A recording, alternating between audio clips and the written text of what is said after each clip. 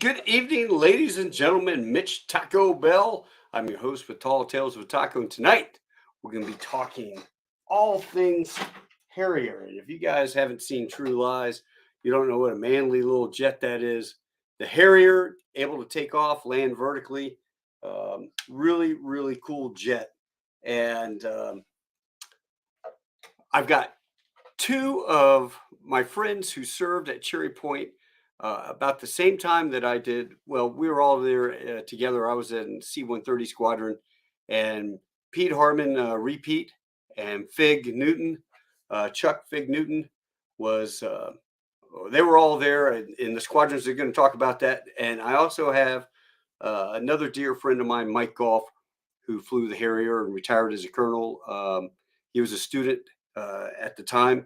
We were both college buddies, and next thing you know, he goes from Xerox to flying Harriers. Pretty cool. Without further ado, I'd like to bring Repete, Toomer, Mike Goff, and Fig Newton. How you doing, guys? Awesome. It's just magic. I'm doing great. Thanks, Taco. Fig, where are you? I'm in Denver, Colorado. In Denver, layover or recurrent? Well, I am here on odd months. I do check rides in the simulator at the training center, and on even months, he went over to the dark side. Yeah, and on even months, I fly the line. I'm a check airman on the line. Yeah, I'm a check airman. We do this, but they screw me. They'll put me in the sim for like 2 months straight, and then you go out on the line, and I was like so happy I'm on the line, right? Right. And I get on the line. Next thing you know, I look at my schedule. I'm like, wait a minute, what is this? They've got me in there doing RLEs and MOs, and I'm going. I'm supposed to be flying on the line. They stuck like 5 sim events, so kind of fun. How about you, Tuber? Where are you? Down in Puerto Rico? Yeah, I'm down in San Juan, Puerto Rico. Yeah. And what are you doing down there? I've been living down here for a couple of years. I run a company that builds power lines and substations and whatnot, and responds to hurricanes. Yeah. I was going to say they probably need that down there, don't they? Yeah, for sure. Yeah. How about you, Repete? Just keeping you busy. I'm up near Portsmouth, New Hampshire tonight. So I live in southeast New Hampshire. Yeah, for the last 22 years now. It's the longest time I've ever lived in any one place in my life. It's gone by fast. That is coming up on 24 years here in Fort Worth. That's crazy. I've never made it more than 4 in one spot. 4 years, yeah. But last time you were in college as a MOI or something. In Denver, actually, they were Figas. I was there at the University of Colorado Boulder. It was my last tour as colonel, and then that was 4 years. That's all I did was never made it more than 4. No way. So how are you guys liking Puerto Rico? Oh, we love it. Love it. It's great. People are great. There's some work to be done down here. Thankfully, it's good. So it's a good work we're doing. So we like it. Keep you busy. Well, first of all, Pete and Fig, your podcast is awesome. If you guys haven't seen this, go check out on Apple iTunes podcast. So there I was, and shooting down your watch. I don't get the goat in the window of the jet. That's kind of funny. So yeah, so it's gonna be a Far Side fan. So that the airplane's inverted, right? And the goat's right side up. So, but in the picture, you can't tell that the airplane's inverted and the goat's right side up. Oh, okay. It goes back to that Far Side cartoon, and I don't have why is the goat up here in the clouds? Yeah, what's that goat doing way up here? And what's that mountain goat doing way up here in the clouds? But we may be changing our logo soon because we've got a new rendition from a soon to be interviewed guy that I'm not going to spoil it, but maybe he's a coastie rotorhead and did some amazing stuff. A lot more real life missions than most guys, because that's what the coasties do, right? They go when they take off, they're on a real mission. Well, what's he doing now though? There's the thing. Yeah, he's my quack. He's his flight surgeon. Is he really? He's my quack. Yeah. He's actually not my flight surgeon, but my regular primary care quack. Yeah. Right. I misunderstood. I thought he was a flight surgeon. Yeah.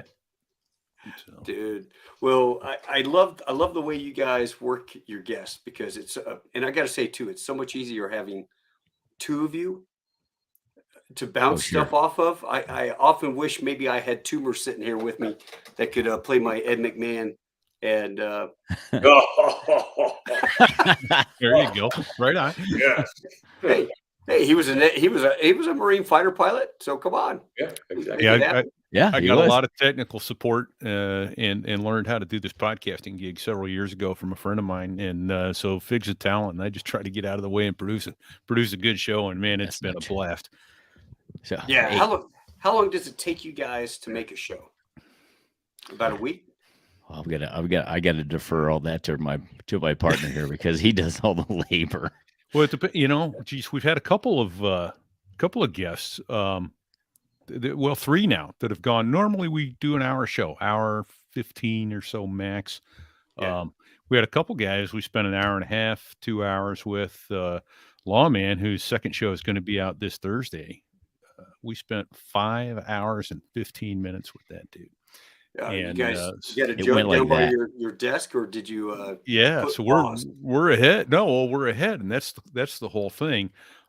We spent 3 hours and 15 minutes with him on the first go, and kind of a spoiler alert. Lawman, one of the highlights of his career, one of many.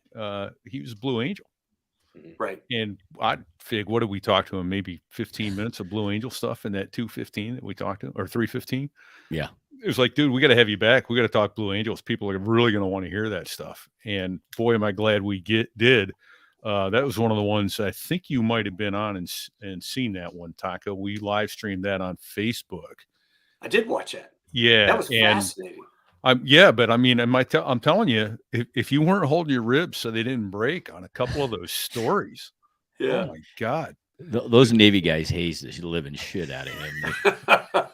Out of the Marines, yeah, and he's Oh, the yeah. only one too. yeah. He I mean, was, Fat yeah. Albert driver's generally a Marine, but yeah. Yeah, but they're not in the locker room hanging out with those guys. I don't think. No, and they're not in the beer can formation, as he called it, beer can tight formation.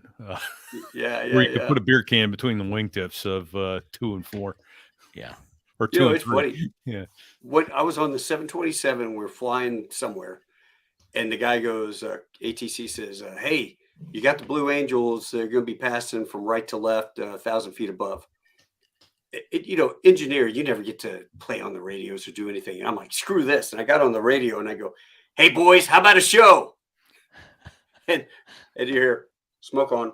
Smoke comes on, and these guys did a little show right as they crossed the front of the airplane. It was like, and the captain turned around and he goes, "That was just out frigging standing, Taco. beautiful. Well done." That's like, beautiful. "Well, thanks for not yelling at me for jumping on the radio. I appreciate it."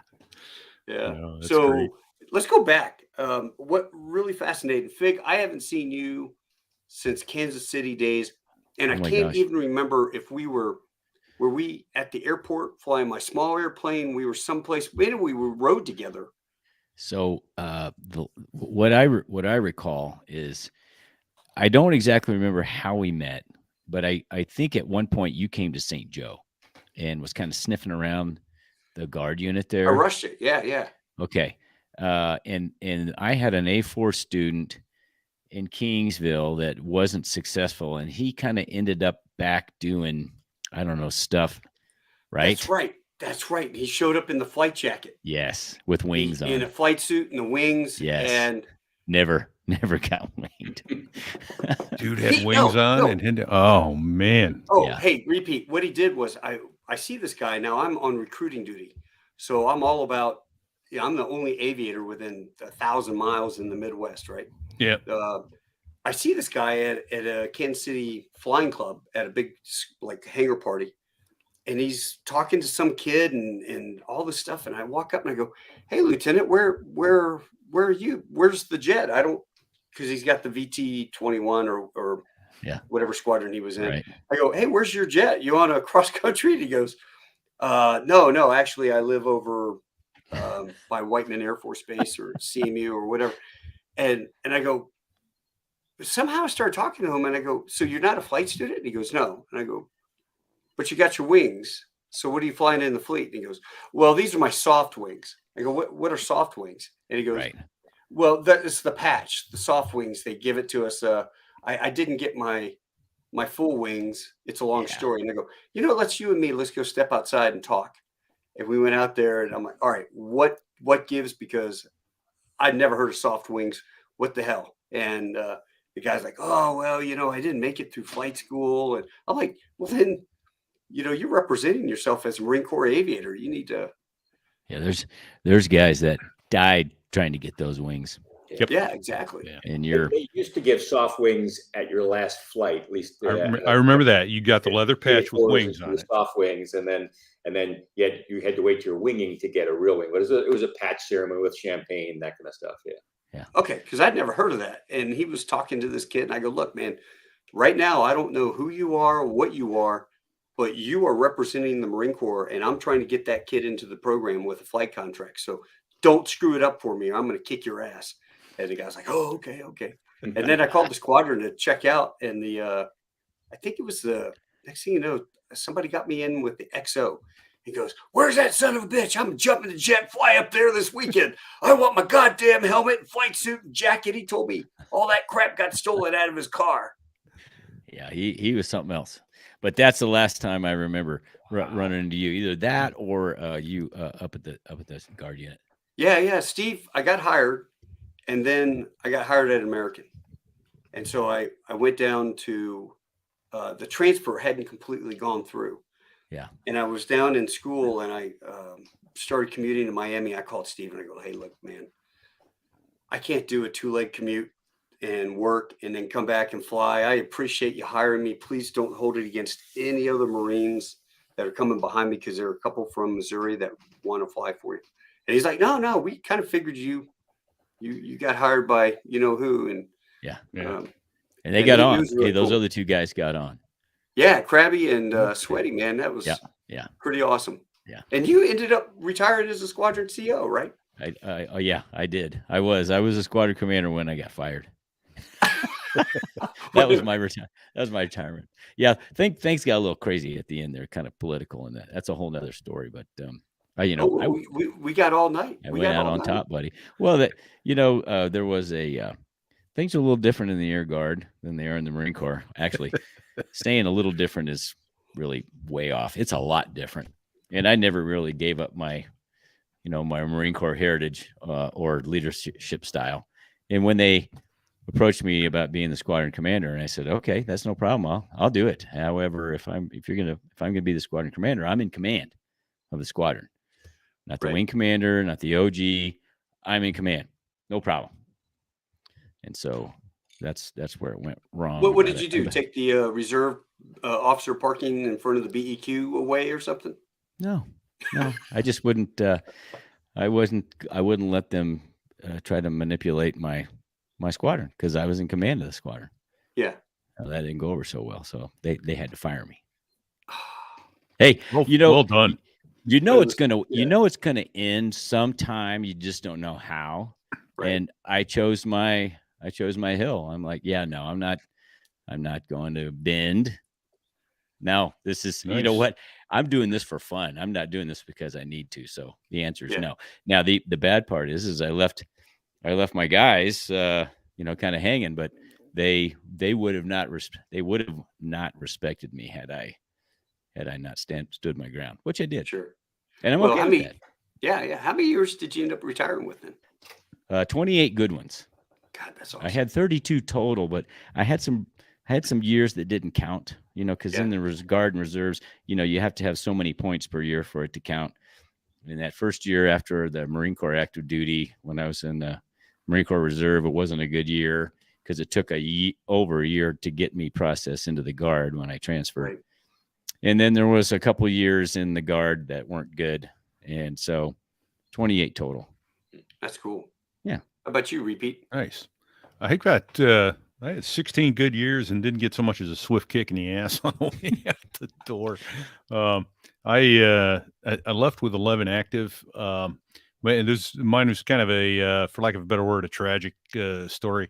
Right after I left active duty, we moved to South Florida, and 6 weeks later, I was on reserve duty in New Orleans, and my wife was on her way home, dropped a friend off, and was on her way home from dinner.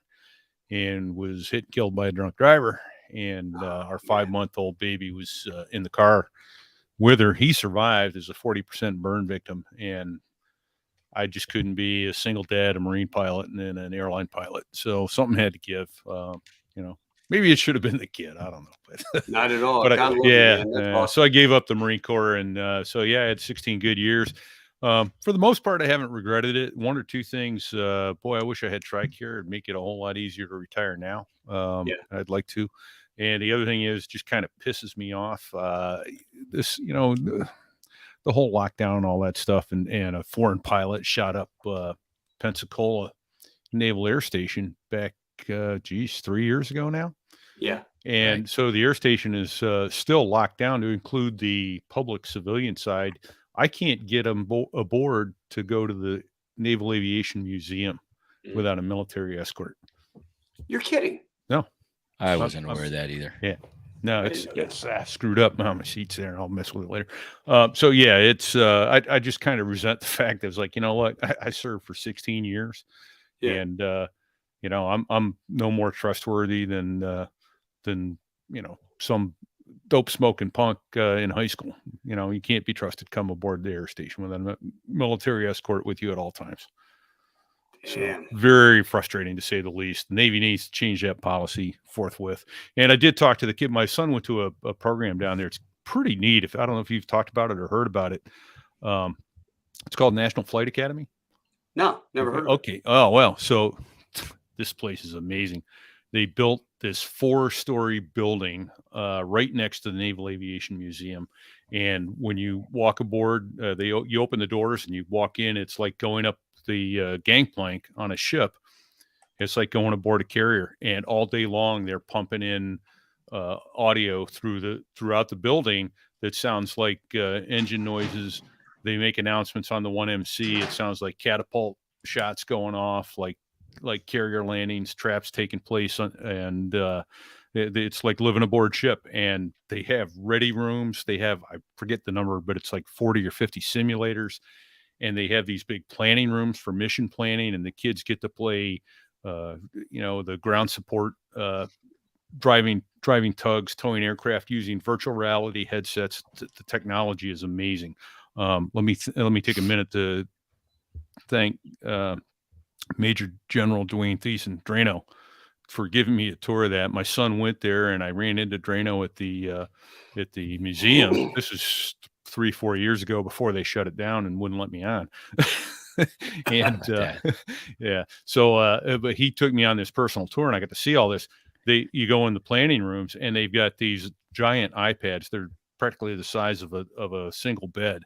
And he goes, "Yeah, here's what we do." The kids, they bring in the airline sponsor a lot of inner city kids, that sort of thing, and they bring them all in, and they say, "All right, here's the deal. There's a ship that's stranded at sea, and you need to get them supplies. They're out of food and they're out of fresh water, and so they have to figure out how to get from point A to point B, and time, distance, setting, yada yada yada." Because the better they do, the harder they make it. They start putting in winds and currents, and the ship that they're taking off from is moving, and the ship is afloat is moving, and then they have to do harp angles for dropping. It's pretty impressive.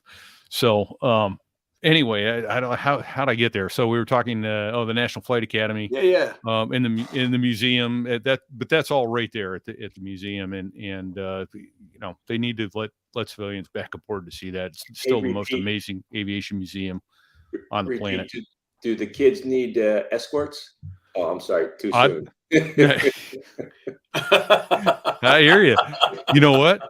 They have an ID, I bet. They don't. Yeah, they get signed in, and they give them a little ID they wear around their daggum neck, and they all get assigned to squadrons, and they use Navy Fleet Squadron logos, and they get assigned to them, and they go through. They have to tell a funny story about themselves, and they'll get assigned a call sign the first day, and it's like being on ship in a Navy squadron. As much as they can make it for 12 to 18-year-old kids. And that's interesting. How long does that last? It's a week long, and it's lots of sponsorships available for kids that can't afford it. So I think it's $1,500 for the week. Oh, that's excellent. Yeah, National Flight Academy.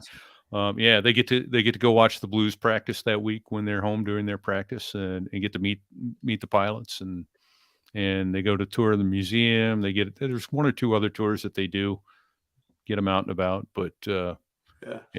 it's an amazing program. The level of thought and detail that they've put into this is beyond spectacular. Oh, and that's what I was going to say. So when my son graduated last summer, we were allowed aboard with that with special. We had to apply for background checks and get a special thing to go aboard. We got to the gate and they went, "Oh yeah, they didn't submit anything. Go to the front gate." And so we had to submit it all again. They let us aboard, and then I went up and talked to the director of the school and said, "You guys got to fix this. Parents can't even get here on time to watch their kids graduate from your program." And he's a good guy. He's a retired Navy rotorhead. He said, that's on the top of my priority is to get this back open. This is stupid. So Right. yeah. Well, yeah, I hope they get it fixed because that museum is probably the finest museum in the world. Oh, I remember it being pretty cool when I was there in 1986. It is, if you haven't been there in 35, 40 years, oh my God, it is. I think it's probably been about. I went through water survival school there in Okay. 06. Summer. I got back from Iraq in February of 06. So I think the squadron sent me in the summertime, and we went to visit it. And the bar from QB Point was there. Right? Yes. Yeah. That was cool because I was at QB Point when they were starting to take it down. Right. We spent 30 days there doing retrograde. All those hauling. monkey pod wood plaques, bunch of buddies' names are on those plaques. It's hanging not in there. monkey pot. There's no monkey pot. I And prefer you know to what? go back home. There's no monkey pot. Hey, How do you say F you in Tagalog? Thank you, sir. Tuber? I think the last time I saw you, we were running hash runs in Okinawa in '94. Okinawa. Yeah, it was Hash House Harriers. Yeah. Yeah. We were out Oh, I running hash. remember that. Running club. Yeah. They were they were always promoting that on the what is that, the Armed Forces Network, the AFN baby. TV. FEN, yeah, FEN. AFN. Yeah, we were running hash, and you were like doing a debt over there with John Kane. Yep. Mongo. We had Mongo Price. Yep. Yeah, Dick Price, and all those guys, man. Whole bunch of dudes. Yeah. Did I later see you and fly your Cherokee 140? Was that your Cherokee 140 when we had the vacuum failure IMC at night coming back from Virginia? Oh, What? Yeah. Yeah, we took off out of Manassas, guys. It's nighttime. It's IMC. Ceilings are like 400 feet maybe, but it goes up to about 2,500 feet. And we're climbing out, and the guy goes, "Hey, left turn to whatever VOR." And so I turn left, but the gyro starts turning right.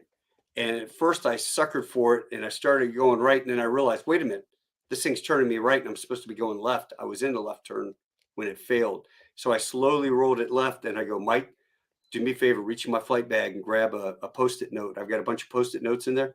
Just grab one, stick it over top my attitude." And so he did. I go, "Partial panel." Now Mike and I are talking. What are we going to do? Do they even know how to do a no gyro approach back into somewhere? Do I take that chance? This is nightmare stuff I wake up about. Yeah. Oh my God, I'm telling you, man, we busted up through, and when we got on top, it was clear VFR on top, see the stars, a whole 9 yards. I've got a horizon with the clouds off in the horizon. So it was like, "Mike, I know the weather ends at North Carolina or Virginia. What I say we press on." He goes, "Yeah, let's do it." And we did, man. We flew back with no gyro. We did a nice visual landing. We came back in and landed, but that was exciting. I forgot about that. Damn. Yeah, it was good times. I remember it because you're playing, you're flying, so I was just there, the scared passenger. Yeah. You're like, "Man, I hope you hurt dudes are good at instrument flying, right?" I think You I were. just got more gray hair listening to that. Oh my God. All right, let's go back. You guys always ask your guests, "So, did you go through Camp Upshur?" Oh yeah. And I love that. Let's start with Camp Upshur. What year did you guys go through Upshur? Except Fig, for I you, think Kumar. only I went know the main you side. did. You did No, the I- 10 weeks, right? Yeah, I was a 10-weeker. So only Repeat has Upshur stories. When did you go through Upshur? July of 81. July and August of 81. You're old. Oh, I know did. it. I did July, August of '86. We were the last classes to go through. Oh, Hey. they're not doing Upshur any. Look at that. Oh, the There's Quonset Quonset huts. Remember That's the Mike Malik. T-shirts in the squad bay? No one can hear you scream. Yeah. Everybody looks Yeah. like kids in that Oh, picture. the lecture hall. Yeah, I look. mean, Yeah, it at the that. just lecture- looks like absolute kids. They got But you notes know- from your mother to be there. Yeah, you know what's funny is I snuck a little portable camera back, and so we were taking photos. I give it to somebody and say, "Hey, man, take some photos." But that's when I first started chewing Redman. The guy Okay. across from me had snuck Redman Golden Balloon back in. So as you're sitting there cleaning the rifle, it's kind of boring, and I saw him spitting in the Clorox bottle. I go, "What are you doing?" He goes, "Chewing Redman," and that's how it started. Look at There you go. M16A1s, baby. Yeah. Yeah, Old not even school. the A2. Yep. I gotta say, if I hadn't have, I don't think I would have gone back for 2. I did have a little bit of fun at I had a blast. first session. Second session, I'd rather have a sharp stick in the eye than go through second session again. That sucked. Yeah, first one was But- good. Second one sucked. Well, did Yeah. they ratchet it up a little bit on the second time around? Yeah, I think they did. I think they knew they couldn't ratchet it up to the level of the second on the first go, or they'd wouldn't have go a back. huge attrition rate. Yeah, that makes And, sense. and they have a Okay. quota, and they ratchet up based upon what the numbers are Yeah. supposed to be, right? Sure they did. Yeah, my Why OCS wouldn't they? story was, so how whenever you get a package, you had to go out and they make you run into the hut and the duty hut and go get your package, care package, whatever. There's this big cylinder, like a poster is inside, and so they go and they open it up and they pull it out and it's a poster of Greg Louganis, and No. and there's a whole bunch of No. a whole bunch of little candies in there, and say, hey, Mike, we miss you around the poolside or something like that. And Taco sent it to me. He said it, knowing that they're going to have to open it in front of the whole, and then they go get everyone, huddle, let's look at this thing, and so they start showing it to the whole platoon. No. Yeah, that was my favorite. That was like 6th or 7th week, and I was like the guy who was like quietly competent, getting things done, never on the skyline. Yeah. Then after that, they said, "You're on our list." So I had 3 weeks of special attention from the sergeant instructors. Oh, that's funny. But you know what? All right. So what's funny is what started that was Parker Perkins. Perfect Parker Perkins was going through. We all went to James Madison together up in Harrisonburg, Virginia. Mhm. Yep. Friggin' Berger was my OSO. David General Berger or CMC was the OSO, and Parker, when he went through, we did a tube with a bunch of because he was a lifeguard at Nag's Head. And so we did all these lifeguards wearing little Speedos, and each one had a little something come out of his mouth like, "You're so friggin' hot. You're the best thing. They might as well just hand you the keys to an F-18 right now. Hey, I heard you beat your sergeant instructor's PFT score and stuff like that." And we addressed it to candidate Colonel Perfect Parker Perkins.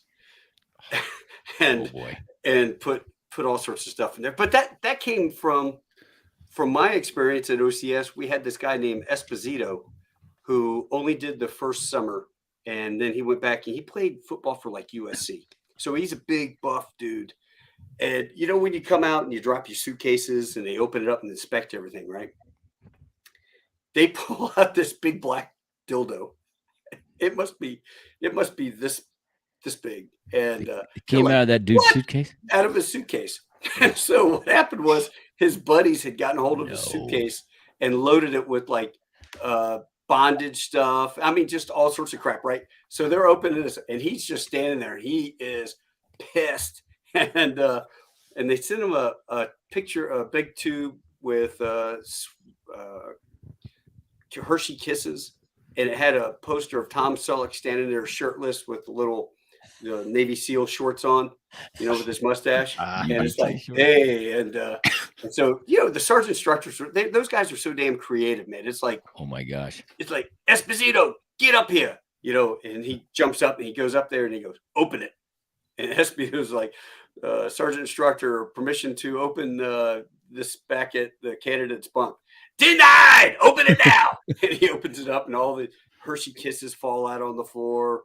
And then he's like, "Oh, Esposito, oh, you're so sexy. I tell you what, you boys watch yourself in the showers around Esposito. We got one here." And they were, Oh man. this dude got, somebody sent him a dozen chocolate covered cherries. This was in seniors. You don't need friends like that. No. And he opens it up, and the guy goes, "Well, there ain't enough of these to feed everybody. So you've got 5 minutes to eat every one of those." I think he made it through maybe 4 or 5 before he's off puking. And I heard from that guy later on, he's never eaten. I mean, the sight of those things or the smell of that cherry syrup. Oh, sure. Oh, I can only imagine the Oh, yeah. It's like a rum hangover, only chocolate cherries. So that reminds me, I saw that happen to a guy in my platoon. I think his mom sent him like 2 dozen cookies. Well, he had to eat them all, and it was probably 20 minutes before he was power puking them. We got to see the cookie dough reformed. So, but that reminds me now, my nephew is a staff sergeant out in Oceanside fixing Hueys. And when he was going through boot camp, my daughter was 8 years old. And so she drew him a picture of, it draws this Marine in, Marine greens and a picture and the helmet and a sunrise and a big rainbow ending at his helmet. It was beautiful. And she writes on it, "You." and puts it in. I drew you a picture, and want to put it in the letter for And I'm like, "Yeah, honey, we can't send this to Drew. As much as I'd like to, we just can't do that to him while he's at Paris Island." Yeah, that was a good call. You would have gotten hammered. So that was a good call, buddy. Yeah. But and my daughter that now gets it. She's like, "Oh yeah, that would have been bad." Well, you had the drill instructor on. Oh my gosh. Yeah. Gunny Go was like the first 15 minutes of Gunny Go was like doing 4,000 crunches. Yeah. I had ab work out the first 15 minutes. I thought I was going to break a rib.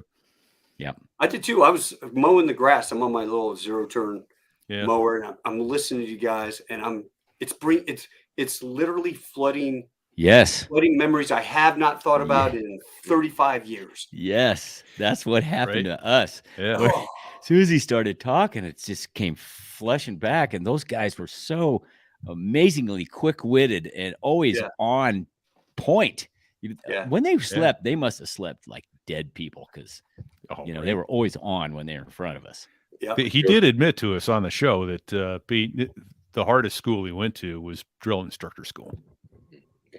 Yeah, brilliantly funny. Makes sense. They're like stand-up comedians. Oh yeah, what they can make fun of. So all day long, they can just keep one line after the other, just roll in any situation. We had it was Anderson, Barnett, Bell,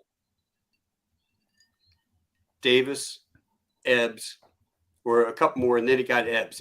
Poor guy Ebbs was right in the middle. So whenever you're marching and you stop, I mean, he's right where the drill instructor is, right? And one day, Ebbs kept doing the rifle. He kept moving his head. And he's like, "You're moving your head. You're moving your head. Quit moving your head." And so he does it. He comes up and he grabs his rifle and he takes his Smoky Bear off. He starts beating his head with it. And the hand guards are rattling on this old A1. And he's whack, whack, whack, whack.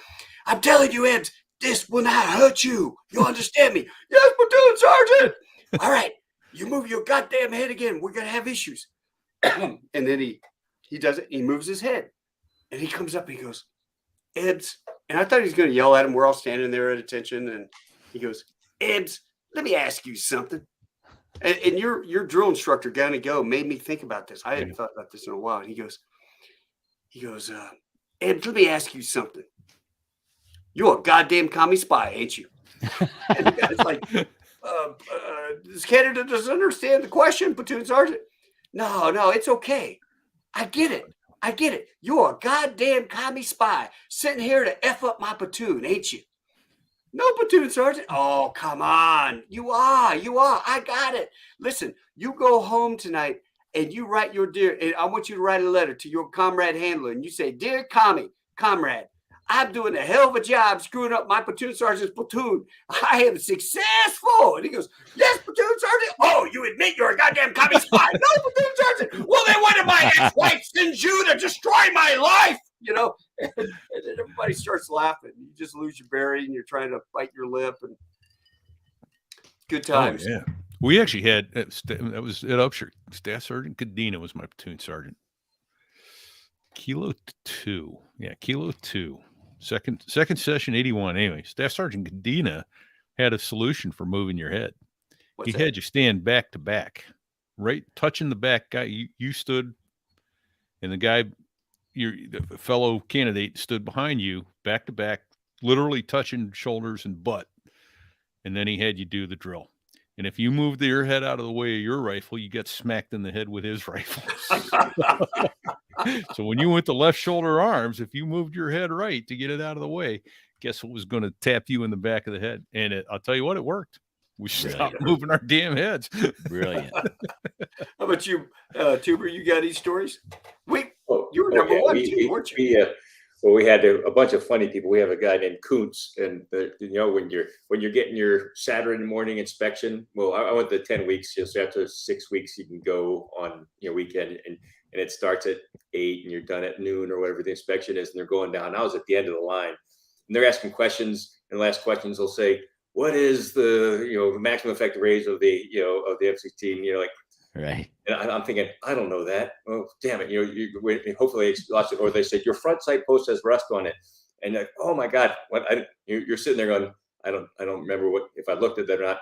They hit this Kuntz guy and goes, what collar insignia does a colonel wear, Kuntz? And he's sweating. He always choked up a little bit. He's sweating. And he goes, "A dove, sergeant instructor." Oh, shit. "A dove." Brilliant. Boss, boss, and everyone converges, and he tells that story of Dove. Oh man, it was too much there. I end up getting kicked out of my platoon on the grinder. When you're doing platoons and you're doing the platoon drill on the grinder, and I was not good at it. I wasn't terrible at it. I wasn't good at drill, and never was. And even later on, I had a sergeant major when I was a colonel, kick me out of parade because he says you can't march, and I was like, that's the goal. And and he kicks me out and had to go around for probably about an hour to each platoon requesting permission to join their platoon because I was kicked out of my platoon. So that one was a nice little traumatic moment. But Toomer, when were you at OC? When was that? 89. So it was. Was it a summer? It was a winter. It was okay. It was October through December. Yeah. Oh shit. Okay. Yeah. Tell them what you were doing before that. I graduated from James Madison the same year as Taco. Taco and I actually shared the same birthday. Same date and day. We were born. That's weird. Same old vintage, but same as Sweaty, I believe. Yeah. And then I was a photocopier salesman in the McLean, Virginia area for a period of time. And then but you were Xerox. You were like Xerox. Yep. Yeah, I was a door-to-door selling course. Yeah, door-to-door selling. One of the best courses I ever took was this 7-day sales course. They sent us to King of Prussia, of all places, mall in Pennsylvania, and it was like a little sweatshop studio in the mall, and we just got told to, all the different techniques of sales, but not to leave until you get 7 no's, and so that was it. Actually played sales. Sales were different sometimes, even between a 1 above flight or a 2 below flight. When it comes to grades, it's just how you don't talk up past the sales. Read your audience. The instructor says something to you, and you just answer it, and don't give too much because it was actually really good, almost like SEER school type of right. technique. Yeah. Don't build a watch, baby. Just tell them what time it is. Yep. Yeah. That's nice. What made you go into the Marines? Well, I mean, you obviously went to go do the Marines when I was in it, and then my wife, I met my current wife and my forever wife, I guess, but her dad was a F-4 Phantom pilot in Vietnam, and I when I met her, I met all his buds, like this group here.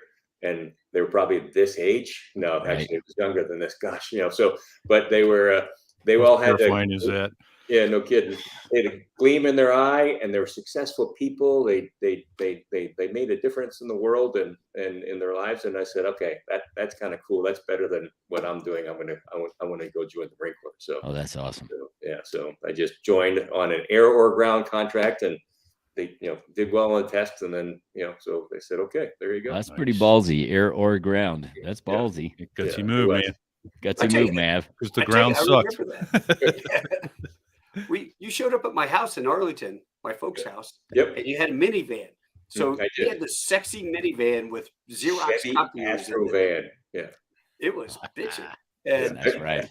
I had to put copiers in gurneys and walk around in a suit in the DC area and demonstrate my photocopiers. It was That was soulless. pleasant in July and August, I bet. Yeah, it was. It was soulless, but it was just you did recruiting, right? I mean, it's just it was just get out there and I learned a lot about yourself and Yeah.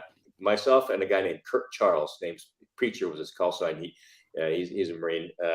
He flew helicopters, but he was in Wall Street and I was in sales. And at OCS, we were the happiest guys there. There's people they're complaining about stuff, and I say, "What are you complaining about?" They tell you to get up, you get up. Tell you to go to bed, you go to bed. Tell you what to do, you go do it. You run around, your stuff. But I You have got to an clean my F-16 to rifle. run around with. You get to exercise in the woods. Yeah, it Yeah. was blissful. I slept like a baby. It was great. Oh. No stress. So let me go real quick off topic and ask you a question then, too. What kind of money was it for these units that you were selling back in that day? Back in that day, like probably I had small units, and we had the commercial, the big commercial stuff. So it was anywhere from like $500 for a small desktop one. Oh wow, okay. Up to like $4,000 or $5,000 were kind of the bigger ones, and then some were in the $12,000. Yeah. Yeah, but Okay. if I remember right, you were making like 80 grand or 100 grand. I made more my first year out of college than I did for like 12 years in the Marine Corps. Right. Right. Yeah. Amazing. It was good money. How about you, Fig? What'd you go through? So I was in Charlie Company of 86. It was a 10-week program between my junior and senior year. Yeah. Yeah. Where'd you graduate from school? Missouri? Central Missouri State University. That's now called the University of Central Missouri. They renamed it, but it had an aviation program. That's what got me down there. Oh, that's right. They did have a flight school. They had a really good one. Yeah, and I transferred there I transferred there after 2 years. So I was a first semester junior, and I had already had my private pilot license, and I was going to school there to finish my ratings and get a 4-year degree. Mm-hmm. Walked through the student union one morning. It was probably early September, right after school had started, not too long. And there was this Marine captain that had his table set up with the Marine Corps red cloth on it, and big posters with a Harrier and an F-18 and an F-4 and stuff behind it. And I stopped dead in my tracks. I was a recruiter's dream. He says, "Can I help you?" And I said, yes, you can. And so the rest of the story. Yeah. Hey, all you got to do is take this aviation. All right. So when I went to Berger's office to take the air test, somebody had written all the formulas in the margins, and the OSA had taken a pencil and like just barely erased the stuff so you could see it all, right? So it wasn't that hard to figure out the answers because, dude, I'm a history major, education guy. That's all. I took math with all the basketball and football players, public Sure. math 101, and the Navy recruiter's like, "Hey, what's your background?" I go, "History, education." He goes, "Yeah, all of our pilots have hard math backgrounds, engineering, stuff like that. Go take some trig, come back and talk to me." And I'm like, well, that's not going to work. And the Air Force guy wanted to know what rank my dad was. He didn't care. And then I was walking across campus, and Bruce Barnhill, one of my fraternity brothers, goes, "Hey, what are you doing?" I said, I was Army ROTC. Guys tell me that I'm probably not going to get a helicopter slot. That they've only, what do I want to do? Probably be an artillery guy. And he goes, "Hey, come talk to my recruiter." And I go up, and there's Captain Berger, and he he's showing me the same thing you had. He's like, and he's looking at all the pictures and he's reading the little labels. CH-53, I've ridden in the back of one of those. C-130, I've been in the back of one of those. What is that? EA-6B, A-4, F-4, F-18. I mean, I'm like, wow, we got a lot of airplanes. Yeah, who knew? Yeah, we got our own Air Force. Yeah. I didn't know that. Who knew? And what's funny is when I was in flight school, this is how naive I was. When I selected, Andy Dingy got Harriers. Oh, Do you guys Dirt. know Hey. Andy? Dirt. Yeah.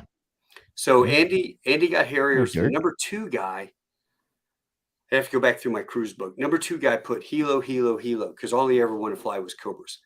And so actual Hilos. I was number 3 out of 15 props, jets, Hilos. So I get props.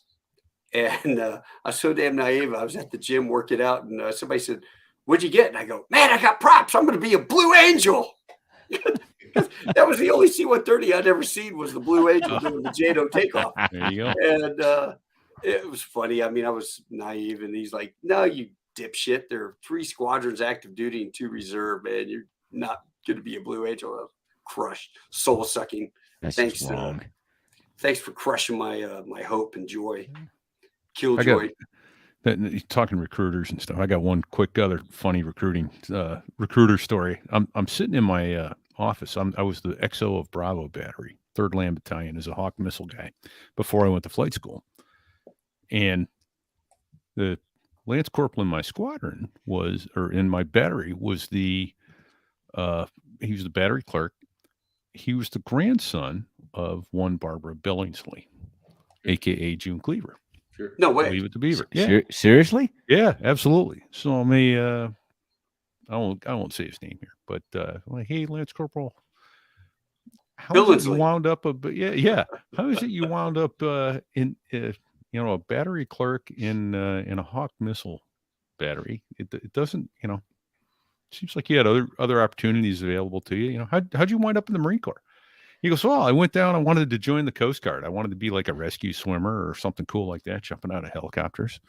And their office was closed for lunch. And so I was standing there waiting, and this Marine comes by. He goes, what are you waiting for? He goes, I talked to the recruiter. He goes, well, come sit in my office for a while and wait for him in there. It's air conditioner's on. A soft it's cool seat for you. It's air conditioned. Take a load off. Come on in. Relax. He's like, ABC, always be closing. Yeah. So he goes in, he sits down, he's like, talks to him about, where he's in high school and what he's doing and what he wants to do. And he goes, hey, let me show you something cool while you're waiting. You'll enjoy this. And he shows him this film of, Marines jumping out of a helicopter at night with, hopping in the Zodiac and rushing ashore and rappelling up the walls of the building and, blowing crap up. And he goes, that's pretty cool, huh? He goes, I like that. That's awesome. He goes, that's what I do. He goes, really? He goes, well, what are you? He says, well, I'm a gunnery sergeant. He goes, well, sign me up to do that. He goes, it's about 4 months later. I'm in a rank class at Marine Corps Recruit Depot, San Diego, California. And I go, oh, I'm not going to be a gunnery sergeant for a while.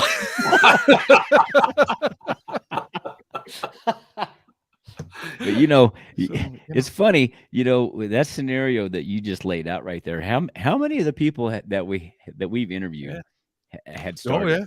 Well, like Bugsy. Bugsy went in the Navy. He showed up to go in the Marines, but the Marine was out to lunch, and the Navy recruiter said, "Well, come on in, sit down. He'll be back in a minute." Coaching, baby. Yeah. All right. Absolutely. They're brutal.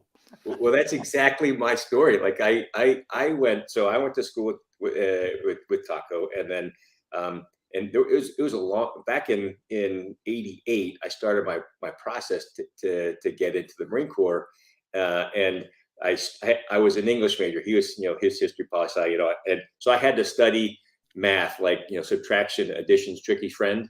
And so I had to study the stuff. Meanwhile, we were taking a course. So it was my senior year, my last semester.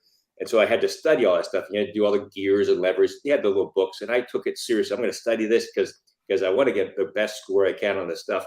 So I do get it.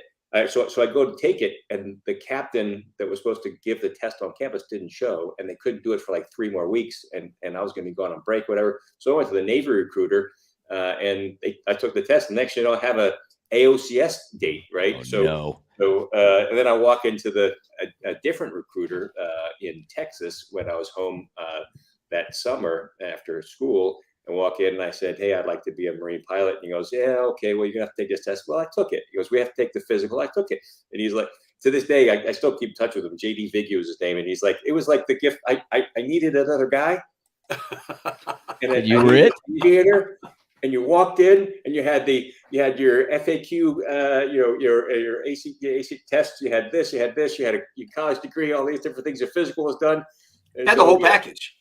Yeah, whole package. So yeah, your recruiter's dream, man. Yeah, it was good. I saw him later, in the Marine Corps. He just tells a story. I just needed one more to make my number. So and you were it. Yeah. Yeah, it's funny. I still keep in touch with DeCarly, and the boss is pretty good. I mean, I know he's the busiest man in the world, but if I send an email up there, usually he's, General Berger's pretty good about sending a reply. So it's kind of nice to have that, still have that relationship. I was his chief of staff at 1MEF when he was the 1MEF commander, 3-star. So he's definitely got a good brain on him. Did you tell him that did we ever connect? No, wish I did. Wish I had heard that story. Probably did, but forgot. But he would have definitely remembered you for sure. He freaking loved us because he literally, our fraternity, half the fraternity was Army ROTC, and a third of the fraternity was Marines. Mm-hmm. And the Marines, to me, I was Army ROTC, had the Jedi mind trick. Mm-hmm. And they had told us that all the Marines were friggin' nuts, that they were crazy. And this was at Radford when I went to Radford. Yeah, what's your point? Yeah, the Marines were crazy. And this Sean McGee was the president of the fraternity, and the Army guys had driven a big truck from Tech over to Radford. I went there for 2 years and transferred up to Madison. So as they're driving this truck, they got an M60 in the back. Now, do you think they secured the M60 in the back of this truck? No. Do you think he had the friggin' tailgate up on the back of this big 6x4 truck? No. He's driving through campus, makes a turn. As he's driven over the mountains and whatever, this thing has slid to the back of the truck. And when he makes a turn, it slides right out of the back of the truck. It disappears. And some dude pulled up at a car at a stoplight and said, "Hey, buddy, man, you lost a machine gun out of the back of your truck." And the guy's like, "Oh!" And they run back and they're looking for it. They had every ROTC kid that night.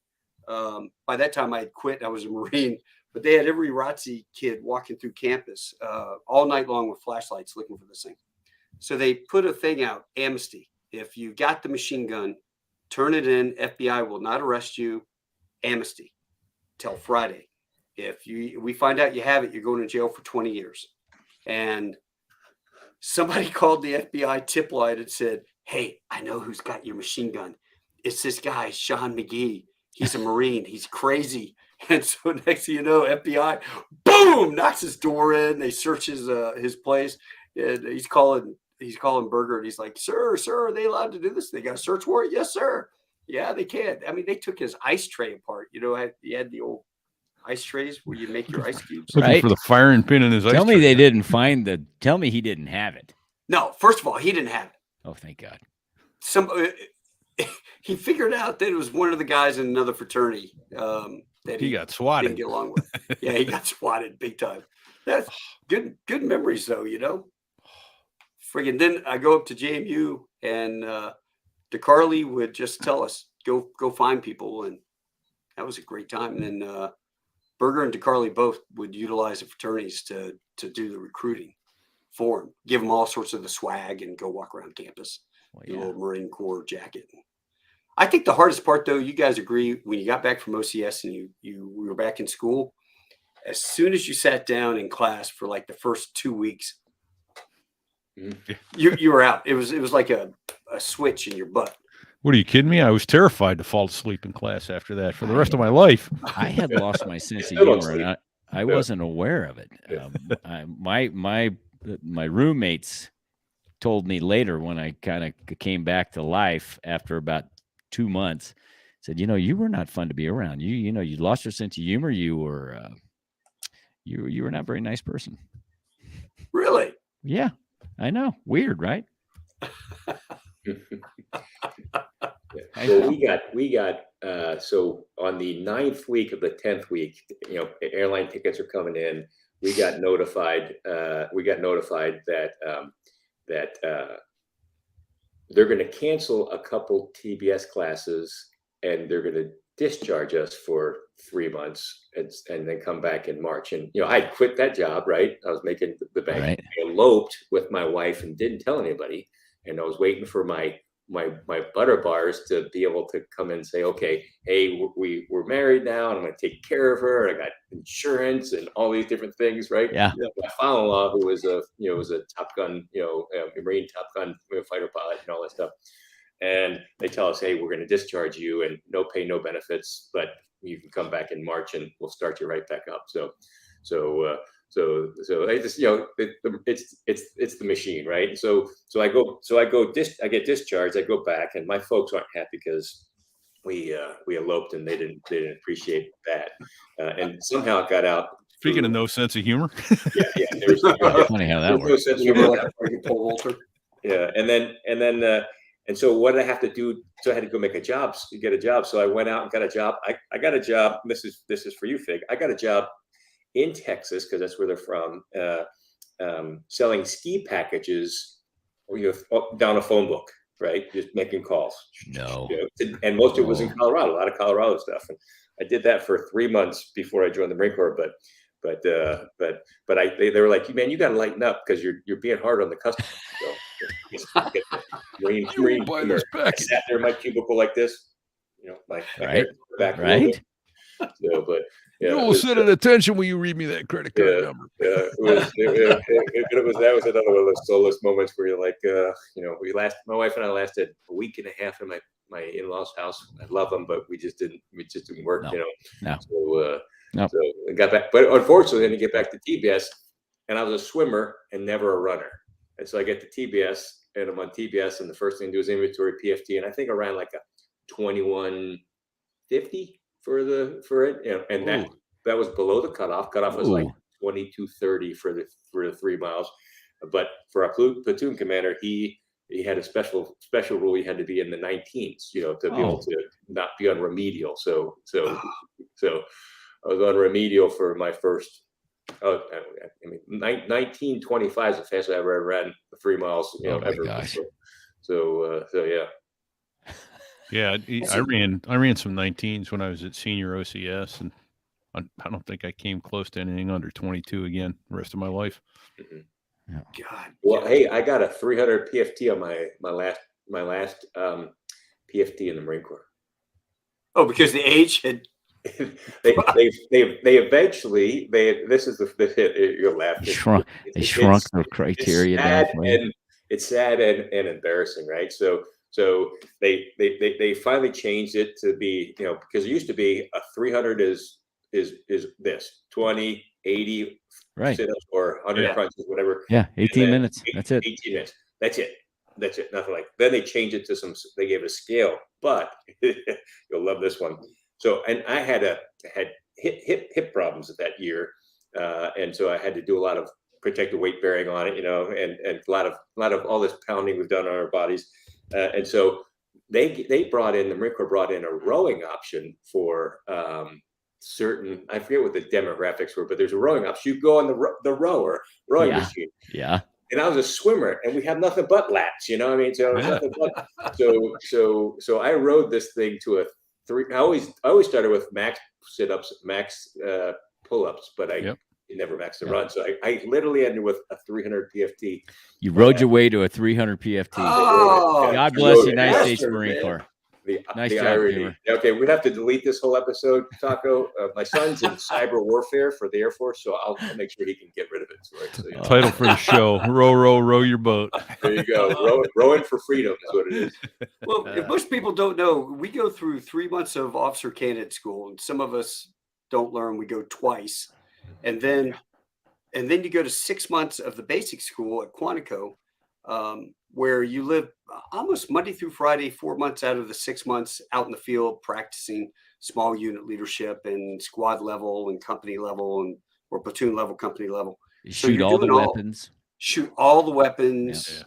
That And was then you cool come part. I'll back, give them that. That was fun. The grenade that launchers, the 50 cals. Oh yeah, 50. Dragunov sniper rifle, that was, Yeah. that stuff was a blast. Coming back after a 7-8 mile hump, freezing cold, and then having to study for your comm test the next day. Yeah, that FigMac, I had FigMac so bad it was like, man, I'm ready to go to flight school. Hey, But where's that moose muss when you need it? You just triggered a thought from the basic school. Can I throw this at you? Yeah. We were talking about all the weapons, and you remember we got to throw grenades. We got to play with det cord, and they gave us C4.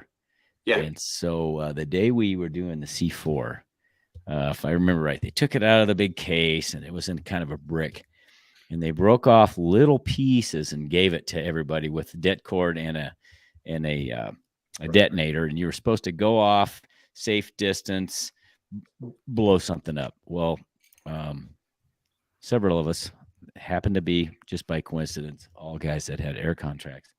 We pooled our C4 together, and so we had a C4 the size of maybe a football, soccer ball, smaller than a baseball, probably about the size of a racquetball. Okay. And we shoved it up under this giant tree stump that was generally fairly rooted in the ground still. We dug out a little hole underneath it with the E-tool and stuck this thing in there. Anyway, we blew this thing up. Well, it was impressive, to say the least. And this giant tree stump, which was probably a 3 or 4 foot diameter tree that had been cut off, went sailing into the air 100 feet. And then, of course, it was going to come back down. And about this time, we came to the realization that it's running 360 yeah, degrees. it was coming down, and this thing was probably going to kill whoever it hit. And so people were running in every direction. Of course, the instructors were screaming and telling everybody to get the hell out of the way and everybody to get down. And it did. It came down like it came down like a grand piano. And by the grace of God, nobody got hurt. And then we were all standing tall in front of the man, explaining on why we thought it was a good idea to pool our resources. And we explained, hey, we thought it was a good idea to pool our resources. Well, yeah, that didn't work out so well. Yeah, work together, support our brothers. Demo, man. Yeah. You do MOS engineering. Yeah. Well, and then we got to throw live grenades. And I'll never forget our instructor was this corporal. And of course, we're all lieutenants, and he was very specific. He says, you're going to come down in the pit with me. You're going to pull the pin. You're going to throw it. You're not going to watch it. And you're going to get down below this wall. And it came my turn, and I pulled the pin and I threw it. And I thought, man, that was a good throw. I'm going to watch this thing go off. And then about that time, I feel this hand come up behind my flak jacket and pull me down, and he pulled me down on top of him. And of course, this thing goes off, and Hollywood doesn't do it justice. Those things are powerful. I threw that. I was a baseball player, and I threw that thing good, and it blew giant chunks of dirt back on us, and we were down below a concrete wall, and it was a pretty good concussion from it was a good throw. Yeah. So these Hollywood movies where they throw it around the wall, around the sheetrock wall. Everybody get down. Everybody. Yeah. No. Well, you know what's funny? do that fast once. forward years later, '94, when we were in Oki, we were doing training up at Mount Fuji, and I was with the CO of MWSG 17, and we're walking to the grenade pit where they do the training. And as we walk in, they have the very top of it has a clear bulletproof glass that is visibly scarred, and it's way at the top, right? Yeah. What kills you is all those little tiny shrapnel pieces, little pieces of shards. And this guy did what you were talking about. He popped his head up and wanted to see where the grenade, what happened, and a little tiny piece of shrapnel went and took his eye out. Oh my! Now you know what the beauty? I mean, it's sad he lost his eye, but the best part of it was I was a witness. I didn't have to do the jag. Colonel could have turned to me and go, "You got the jag, Taco." Hey, sir, I'm a witness. I literally saw that dumbass pop his head up. You know, as soon as somebody would call back saying they had a malfunction or emergency, everybody would empty out of the ready room and go stand on the flight line, Yeah, so they wouldn't have to be part of the Just making sure you're safe. investigation because they could be a witness. Oh my gosh! You know, we've talked about OCS for about an hour. We haven't even gotten into flying. When did you guys? Well, you probably went through what, Kingsville or Beeville for advance? I did Beeville. I was at Meridian. I actually went to briefly to Pensacola, and they offered or they said you got to 12 of you have to go down to Corpus Christi. Yeah. And I'm like, you know what? I want to get as far away from NAMI as possible. Those people have screwed me over twice already in my career. I'm out of here, baby. Yeah. So I went down. I went to VT-27 and went through primary down there. Met a great bunch of guys. Still in touch with some of them today. And then went from there 90 miles up the road to Beeville. And so I went through VT-26 and 24 in Beeville. Oh, okay. Yeah. Well, 27. Who told me, "Hey, come to Corpus. Come to Corpus. You'll never regret it." And that was so fun. Well, the course rules book in Pensacola was like, go to the water, take a left. Go to the water, take a right. Yeah, exactly. Corpus was take off, hit the Whataburger, and then turn left. Go to the beach, drive left or right, and get your working area. Right. In fact, I told that story on one of our early episodes, but it goes something like this: two Navy ensigns go out of the base on their race rockets, and they're wearing their bags, and they go out to South Padre Island where they live. They had to go to the bathroom or something because they were doing about 140 knots over the bridge on their race rockets. But being in their bags, they caught the attention of one Navy lieutenant commander who was, in like a 240Z, and he's like, "Oh crap!" He starts chasing them, and they're way ahead of him. He's got no hope of catching them, but he sees a couple lights ahead that they pull into a lot. So he goes down, he pulls into the lot. He looks around, he sees one of the bikes, what he thinks is one of the bikes, and he feels the engine and hand there. It's warm.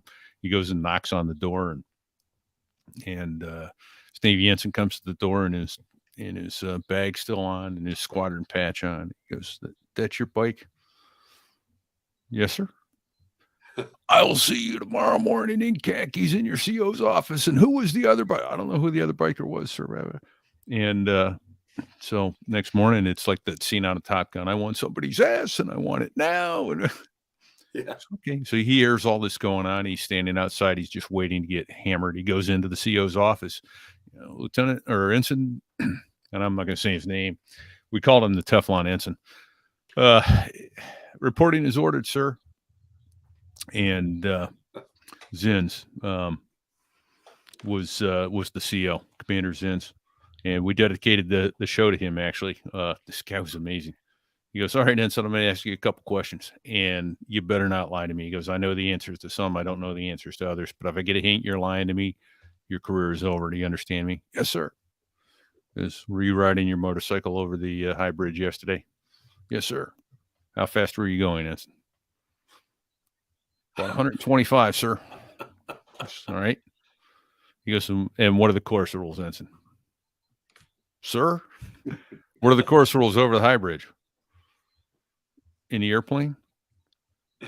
"Yes, ensign. Do you know the course rules or don't you?" "Yes, sir." "What are they?"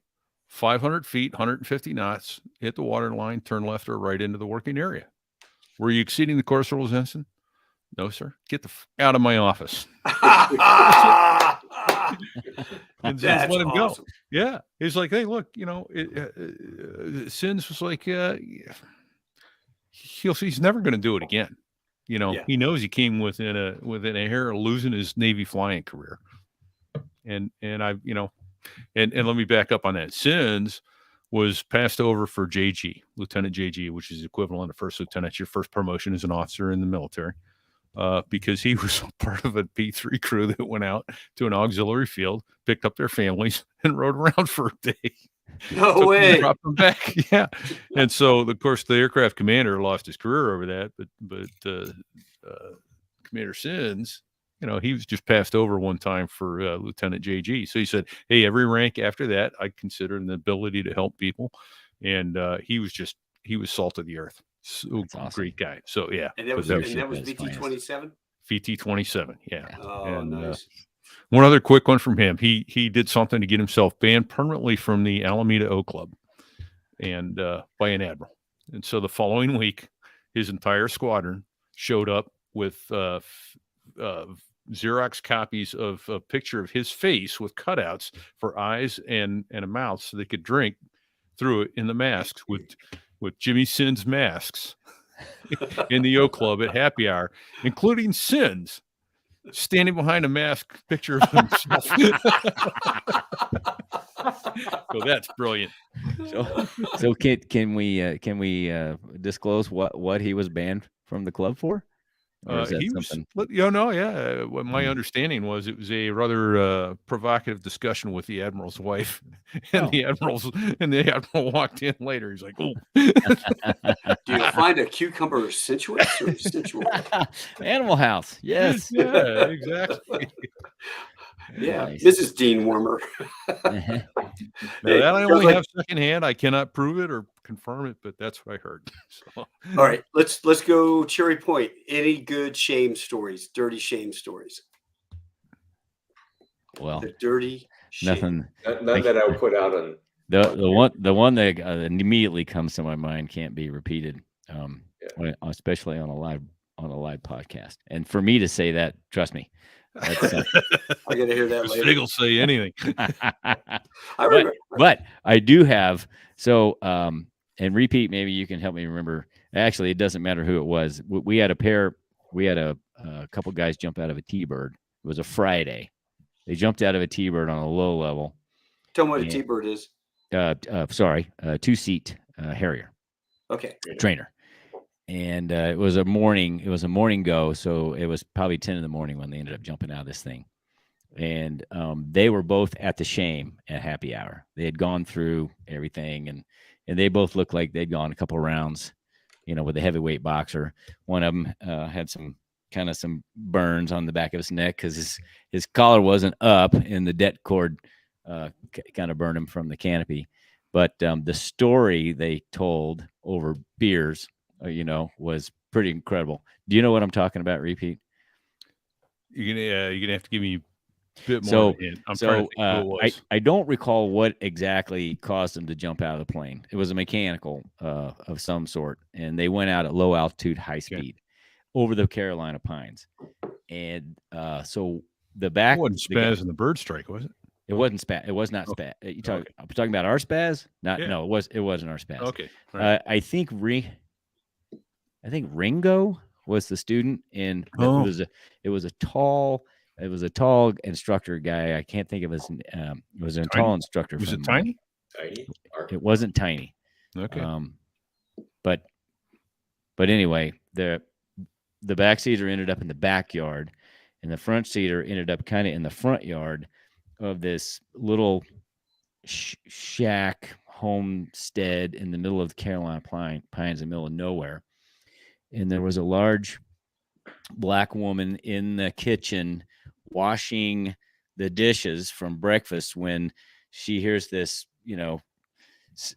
spaceship rocket sound go over, and there was a big explosion that shook her house. And then she sees somebody coming down in a parachute in her backyard, and she grabs the frying pan out of, because she's washing dishes. She grabs the frying pan and runs out the front of the house because she thinks aliens have landed in the back. And here's the guy in the front yard who's up out of the parachute and doing the self-check, going, "Oh my God, I'm still alive." And here comes this giant woman with a frying pan screaming, running. And so, he said he took off running from her, but she was afraid of the guy in the back. So they're recounting this story at the club at happy hour that day. Golly, you imagine getting clubbed after surviving that, and then No, the best thing ever happened to me was standing there going in the urinal, and I picked the middle one for whatever reason. because you're friendly. You're friendly. General walks up and he saddles up to the right of me. Chief of staff, he goes up to the left. and he's leaning up against the wall there, and everyone's kind of going, and the general rips the biggest, loudest wet fart you've ever heard, and you kind of standing there like, oh, that was nice. And he leans over and he goes, "Hey, Bob, it's your telephone for you. It's your wife. She's got bad breath." And I start laughing. The guy's like, "What are you laughing at, Lieutenant?" "Nothing, sir. Nothing. I gotta go. Thank you." Oh man, oh that's funny. You guys remember the bartender's name there? No. The blonde bartender? No. That was Connie. Connie. Okay. Yeah, I'm still in touch with her kid sister. She and my wife were good friends. So No way. yeah. Shay? Yeah. She and Shay were good friends? Yeah. I'll be damned. Connie's kid sister, Kathy, and Shay were good friends. So yeah. You know, all that stuff's gone. Yeah. Yeah, no, they closed it all down. And we in were fact, there for our Harrier anniversary, and a bunch of us went down there. And yeah, you're right. Gone. You guys at the March reunion just recently? Yeah, it was in. Yeah. Yeah. Yep. Yeah, I was just there. I was there for that. Yeah. It was fun. Well, damn it. Yeah. Jeez, we should have known. That's where the nascence of our podcast. Well, West Coast, East Coast, that's how it goes. There you go. Yeah. That's where this thing got hatched, actually. Yeah. I took a digital voice recorder with me in hopes of recording a few stories for this podcast that I wanted to start, which I'd been talking about for a couple of years. And so Repete gets wind of this whole thing, and he comes up to me. He goes, "Hey, I hear you want to do a podcast." And I'm like, "Yeah." He goes, "Want to call it So There I Was?" And I'm like, "Yeah." And he goes, "Can I do it with you?" And I'm like, "Yeah." Oh, by the way, I know how to do podcasting. Yeah. And all so that. 2 weeks later, we recorded our first podcast, only because that man right there was driving the damn thing. I know how to do this. It's easy. I had a website up in the RSS feed in short order, but it's like, getting the good content. I had done one like 14 years ago, but I did it solo, and that's hard, as you know, Taco. Man, it's just hard. Yeah. The energy that you need and everything else is tough. There was no video then, really, 14 years ago. YouTube was around, but this format that we're in here, not so much. So. One other quick shame story. Before I was there the last night, they had strippers at the shame, and I was on a cross country. 92, 93. This would have been this has been 89. So if they had them after that, I know it was unauthorized, because my buddy that I was visiting, I was on a long cross country from Beeville in A4s. And we stopped in at Cherry Point, and he was working for Fred McCorkle, who was at the time the wing officer. Fred went on to be the station CO. Right. And another neat story about him later. But we went over to his house after the shame that night. But he was working for General McCorkle, and we went up to the shame, and I don't know what the occasion was or what squadron brought him in, but there were these two strippers there, man, and they were hot, and they were lighting it up, and they were having fun. And so Rich, who was not a pilot, he's a Hawk missile guy, he and I, hooting and hollering, and joined right in with the squadron that had her, and had the girls going on, and we're dancing with them and stuff. And I was talking to my wife about it later. I go, "Hey, whoa. Once again, this is not the Officers' Wives Club. This is the Officers Club." If you don't want strippers at the Officers' Wives Club, that's your prerogative. But damn it, I paid dues there, and I've got no problem with it. Well, that was no. What it wasn't. Yeah, I gotta go pack for a 0 dark 30 flight up tomorrow. To Houston, but I want to thanks for the impromptu text. Hey, Fig and Repete? I said, I know they were East Coasters and we didn't spend too much time together, but appreciate the invite. But I do want to ask either a Fig or Repete if you remember the Harrier landing checklist. No, I do not. It starts with, what does it start with? Nozzles. The gear. You got to put the gear down. Right? That's a landing thing, right? Gear flaps, nozzles. You had a water check in there. Yeah, had water. Duct pressure. Duct pressure. Duct pressure is a good one. Yeah, that's a good one. Who's not had 0 duct pressure before, right? Right. Yeah. Oh shit. Yeah. Can you land like a regular airplane, or do you have to? It's an emergency, but you can. Yeah. You're just not going to be able to stop, because the brakes were. They cheated the brakes because you're not supposed to stop with brakes. So you caught Supposed to stop fire and land. with brakes. You blew tires with your brakes if because you land like 140 knots. I mean, you know, Taco, you'd cross the brick one at 185 or 90 knots. yeah. Really? Yeah. Shit. Yeah. That's what we said. Holy shit. Yeah, the goal in that airplane was to stop and land, not Yeah. land. It was the best landing. Stop and then land. You know, it's funny when I eventually bought a small little plane, a Grumman Tiger. You know, after when I was right before I retired. That's what I've got. I got a 91 AG5. Oh, really? That's awesome. I had a 77. It was just the guy who owned it before me remodeled it, and I was flying it, and it was the opposite of the Harrier. You know, when it was like fuel indications worked, it started every time. I didn't have to worry about FOD, and the brakes worked. Right? I didn't have to, So I mean, it's just the things that you wanted out of Harrier, was to start every time. Fuel indications were relatively worthy, and you didn't have to worry about FOD that much. Yeah, it was great, fun plane. Well, the canopy slid back. What is the closest, Mike, did you ever have to grabbing the handle and punching out? Oh, probably like 5 times, right?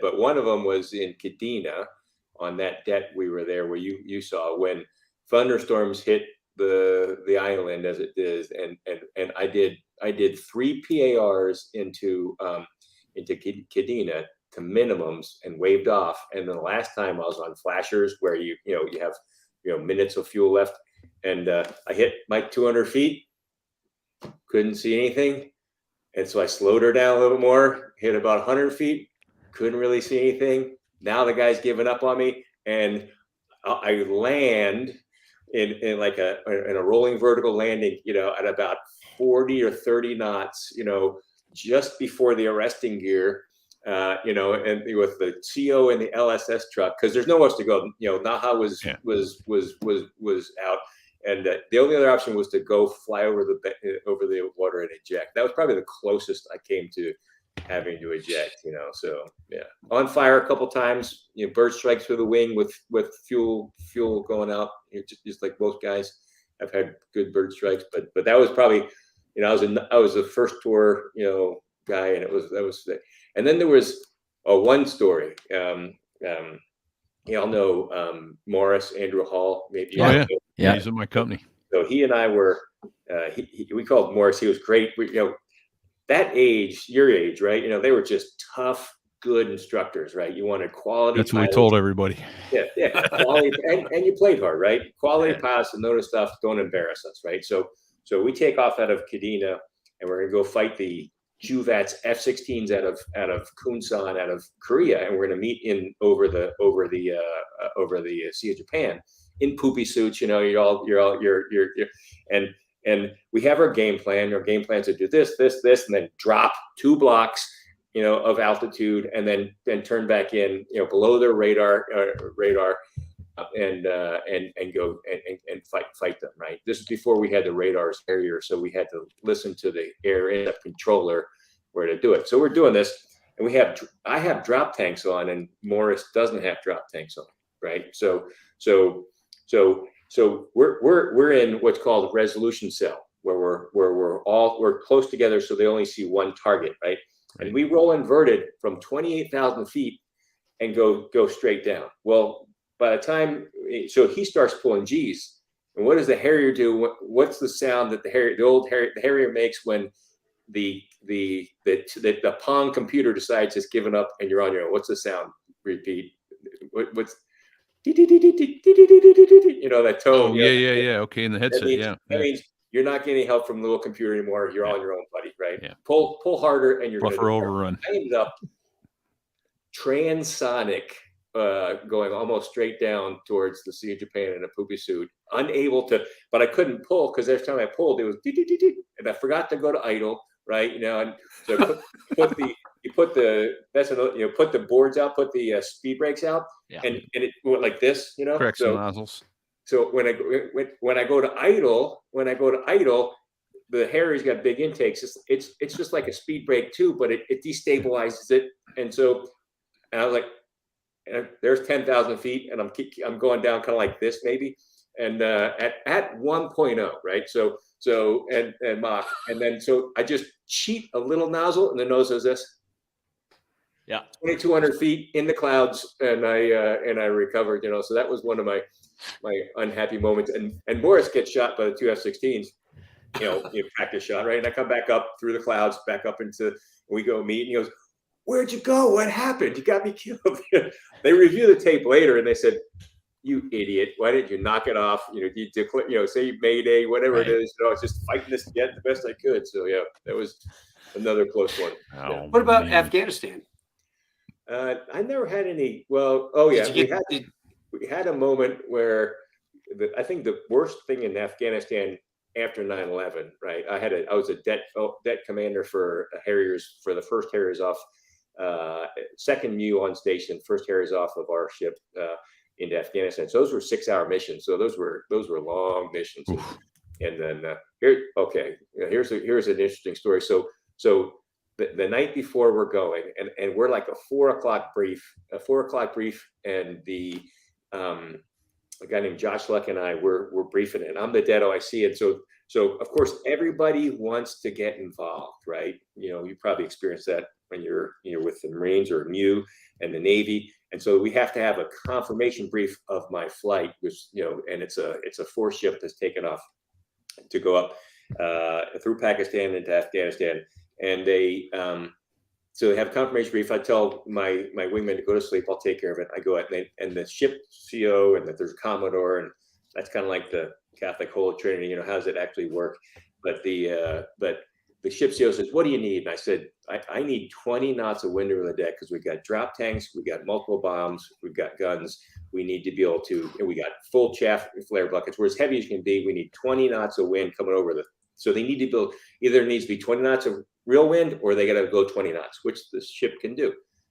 So we wake up the next morning, and I get a call from the LSO, and he goes, "Hey, Toomer, paddles. Yeah, bad news.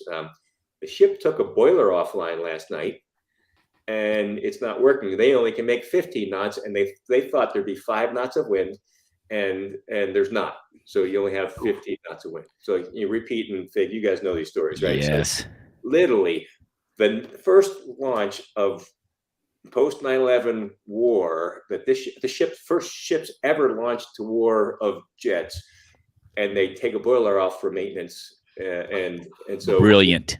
Yeah. So what do A good idea, Ferry. I think you called him. We have to burn gas, right? We have to go up, burn gas, because at 20 knots we would come off the end of the carrier and go, so, and then finally I hit 0 end speed, just zero fluff. We had the right number, but we had a 10-minute tanker window, 2 hours downrange, and it's trick or treat tanking. If you don't get in the tanker, you have to divert into Pakistan, right? And so, and you miss your tanker, you have to divert into Pakistan. It was just one of those just horrible moments, and so we're delayed by how long? Like 18 minutes, right? And so we finally get off, and we get up there, and we go fast. We show up low. If we don't get in the basket, we're done, right? We have to all divert into Pakistan, which no one wants to do. And it wasn't into like Karachi. It's in like, some horrible little divert field that you have a photo of, right? Right. Imagine that one. Right. So yeah, that wasn't a near miss, but two nights later, we're going up, and the biggest threat to me wasn't ground fire. Always the biggest threat is, where do your bombs go, right? And the troops that you're supporting. And so that to me was always the scariest thing, like getting the bombs the right spot, and then hearing from the people on the ground after you've dropped your bombs that they're still alive, right? So like my first mission was with special forces, and they were danger close, and they were taking casualties, and they just needed the bombs there, right? So that was horrible. But the biggest danger, other than that, was other airplanes, because we had so many airplanes, and it was so chaotically put together. And one night we're flying. Sorry for the long story. I know I'm signing off, but we're flying 4 of us behind the KC-10, and night vision goggles, and we're tanking up. and we had 2 of us through. I'm waiting to get everyone through so I can get through, because once again, if you don't get in the basket, you're going to Pakistan at night, right, into some terrible place, right? So, Are you the CEO? What's that? I was the dead OIC for the Harrier. Okay. And then, but then all of a sudden you hear "watch out" from the tanker, and the tanker just goes down. Just pushes, noses over the tanker, and these guys are in the basket, and they fall out both baskets, and they avoid the tail. And then you see a KC-10. I don't know how this works in modern world. KC-10 with 4 F-16s weave in and out of us at night, like this. Oh my God. Fleur de lis. And so when my wingman, Dan Gilkey Geezer, they come out of the basket, and when you're doing this with bombs and tanks on at 28,000 feet, the Harrier doesn't have you don't have a lot of extra engine left to, believe it or not, because of the way the engines are designed. You can go fast, but the tanker has to slow down for you a little bit, and you fall out of the basket just as you're hitting the top number of fuel you need. Yeah. So, but Dan has trouble getting back in the basket now, and and we've been flying for a while, and I'm watching my fuel go dink, and we hit this thing called bingo, right? Which is, you hit that fuel, you're going to Pakistan. Yep. I may have seen it go dink, because I'm like, okay, and Geezer's, he's fighting with it, right? Fighting with the basket. This is a single hose tanker, and he's fighting with the basket, and then finally I just go, Geezer, you ever see Silence of the Lambs? He said, yeah. Well, it puts the probe in the basket. He says, what, sir? I said, it puts the probe in the basket. And he goes, what's that? I said, put the fucking probe in the basket. Puts it right in the basket, drives it in center mass. And he chuckles later, goes, thanks, Toomer. How did you get call sign Toomer? You can't. This is definitely not. It's not rated. Not safe for work. Well, before you tell that, then when were you in 203 as a student? I was 203 as a student in 1994. Yeah. Shit. Repete. And then I was stashed at the wing for a year, and then Thummer was our CO, and then Thiessen was General Thiessen was our CO. So Thummer was there. Dude, I am so sorry I don't remember you, but don't feel badly, because I had a guy come up to me at work, and I'm trying to think of his call sign. I'll just say his name. Ted Alley comes up to me at work. Remember Ted? Yeah. Mm-hmm. Yeah. So Ted comes up to me at work one day. Hey, Repete, how you doing? Good to see you. It's probably 2003, 2004. I'm like, good. Obviously, Repete. He knows me from the Marines. How you doing? Who are you, and where do I know you from? You were my on wing at 203. Like, oh shit, man. I'm sorry. Well, here's the thing, and I blame it on one. I've always had a bad memory. I firmly admit that quickly and easily. But I got out 6 weeks later, lost my wife, my baby got hurt. My whole world turned upside down, and I spent 6 months doing nothing but working with my little guy, and all that time I should have been cogitating on, friendships I had and things I'd done, and particularly over the previous year and all that stuff. That all just went out the window, and I lost everything. And I'm like, well, so I go to Ted. I go, was I an asshole? No, yeah, we're good instructor. Oh, thank God. He ain't going to shoot me. So, but Tiny was there. Let's see, who else? Yeah, Tiny, Thummer, Skull, Lefty. Lefty. We lost Skull a couple years back, about 4 years ago. Was mine on wing, and who was? Pete Bowen, Arrow. Oh yeah. Sat with him at dinner at the reunion. He's and your namesake Herman, Pee Wee. He was there at the time. So yeah. So well, that's good. Taco, thanks for the impromptu invite. Repete Fig. We'll see at the whatever. I think the next Harrier reunion is going to be the sundown reunion. I think. He wants to do it in. It looks like Curly's going to do it. I think he's going to do it out in Reno.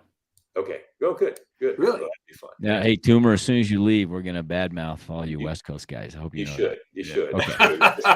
Because we're so relaxed and young looking these days. Yeah. Yes. So, Yes, yeah, yes, good. yes. All right. Thanks, Hey, Taco. next time we got to get you on so you can tell Cubby stories.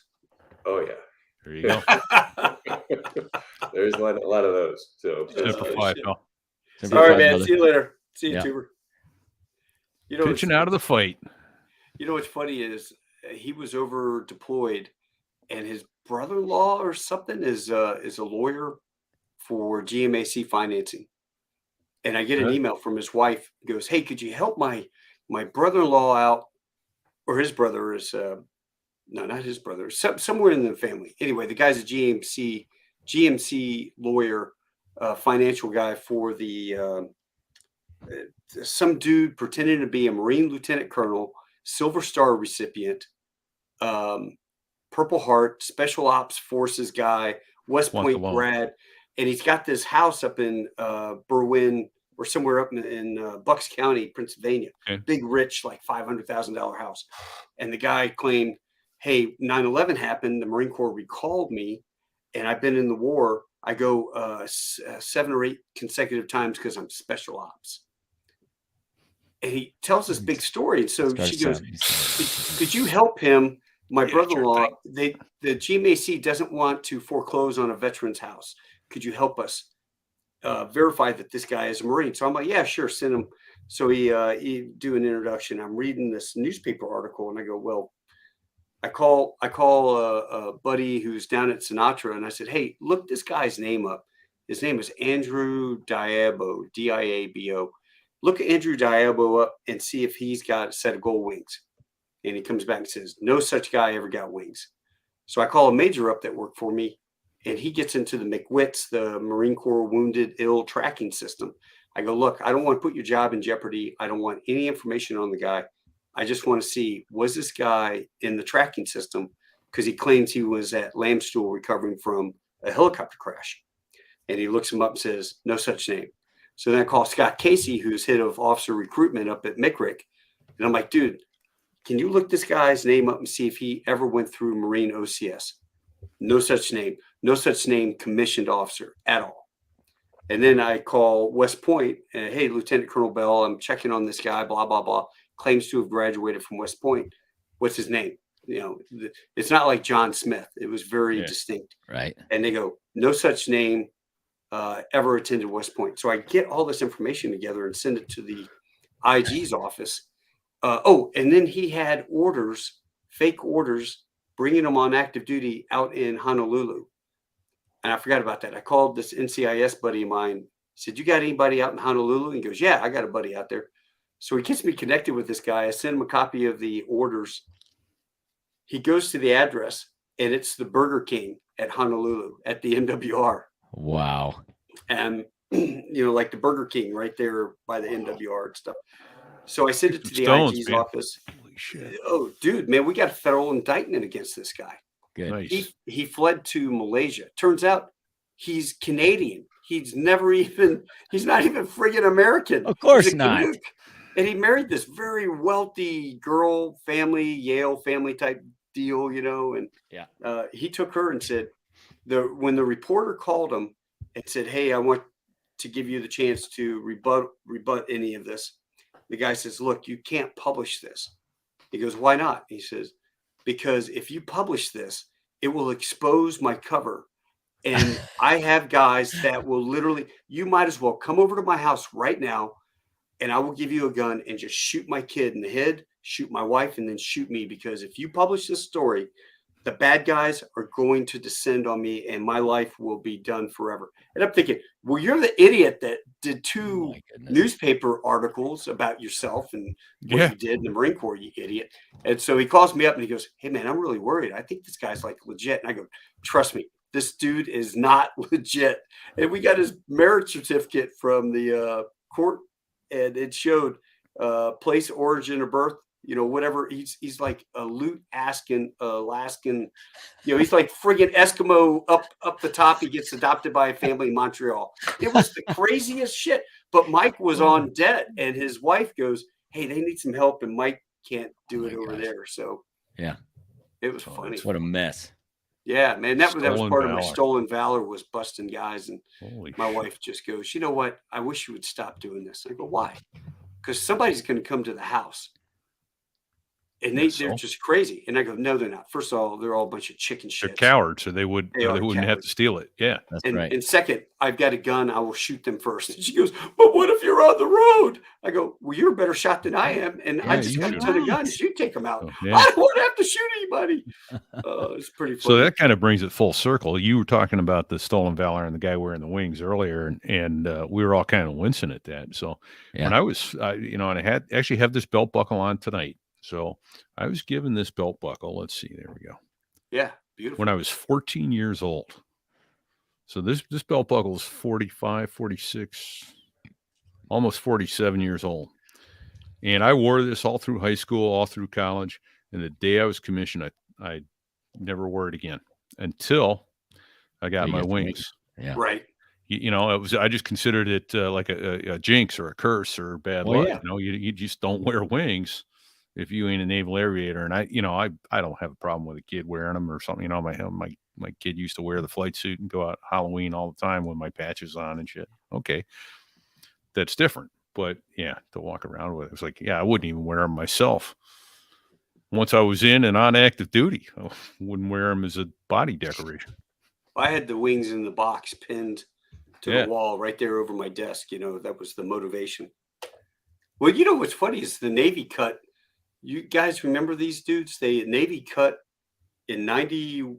See, I got my wings in 91, January 18th of 91. Oh, in I remember the summertime. About to talk about. Yeah, the Navy cut a shit ton of guys. And we got a guy in our squadron just as I was leaving Repete. Yeah. That was a Navy guy. He'd already got his wings, and the Navy cut him. He went to TB. He took a Marine Corps. They wanted like the bottom three guys in every phase race. Yes. Yeah.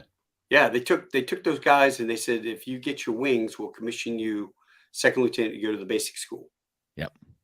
And one of the guys in VT-27 with us, or VT-31, Adam Holmes, he was Naval Academy. No issues with Adam. There were just these other guys that you're going to let this guy be a Marine, But Adam was up at TBS. He shows up. He's brand new second lieutenant. He's got his camis on. He's got his gold wings. He's walking across this helicopter captain. Hey, you, Lieutenant, come here. And he comes running up there. Yes, sir. Lieutenant Adams or Holmes, what's going on, sir? And he reaches over and grabs his wings and rips them off his chest. He goes, you sons of bitches. You don't rate these goddamn wings, blah, blah, blah, blah, blah. And he chews them up and down. And he goes, sir, I earned those wings at VT-31 3 weeks ago. May I have my wings back, please? And he's like, what are you talking about? And he goes, well, I was in the Navy and I got commissioned as a Marine. When I graduated and got my wings, I'd like my wings back, please. It was like, holy shit. Yeah. Could you imagine going through flight school? Yeah. Everybody through TBS, everybody's asking you for the gouge. Yeah. How'd that guy do in your squadron, Fig? I don't know. He was new. He was a new guy, showed up just as we were. I think that's when we left in like the winter of '93 to go to Norway above the Arctic Circle for that NATO exercise, which was brilliant. So, and then we came back after that, and then I left to go to Kingsville to be an instructor. So I don't know. I think his name was like Blackburn, Blackwell, Black something. Blacketer? No, Blackie. Todd Blackie. Blackie was I went to Westpac with us, didn't he? Blackie? Yeah, Blackie. Yeah, did, okay. Yeah. Hey, you ask Toomer about hand on the ejection handle. Yeah, what's yours? Do you have one? Repete. Do you have a hand on the ejection handle story? Yeah, one was self-inflicted stupidity, and the other one was just I had a quartering tailwind at Shaw, and I thought I was like, I got clear to land. I landed, and the airplane started to drift sideways off the runway. I'm like, oh crap! So I popped the nose wheel steering with my ring finger and put in a little left rudder, and all that happened was my left outrigger came up off the runway, like it was going to flip me over. And I'm like, oh, this ain't good. No. So I released it. It castered free again. I'm still heading towards this 4,000 foot remaining board, the big 4 board, and try it again.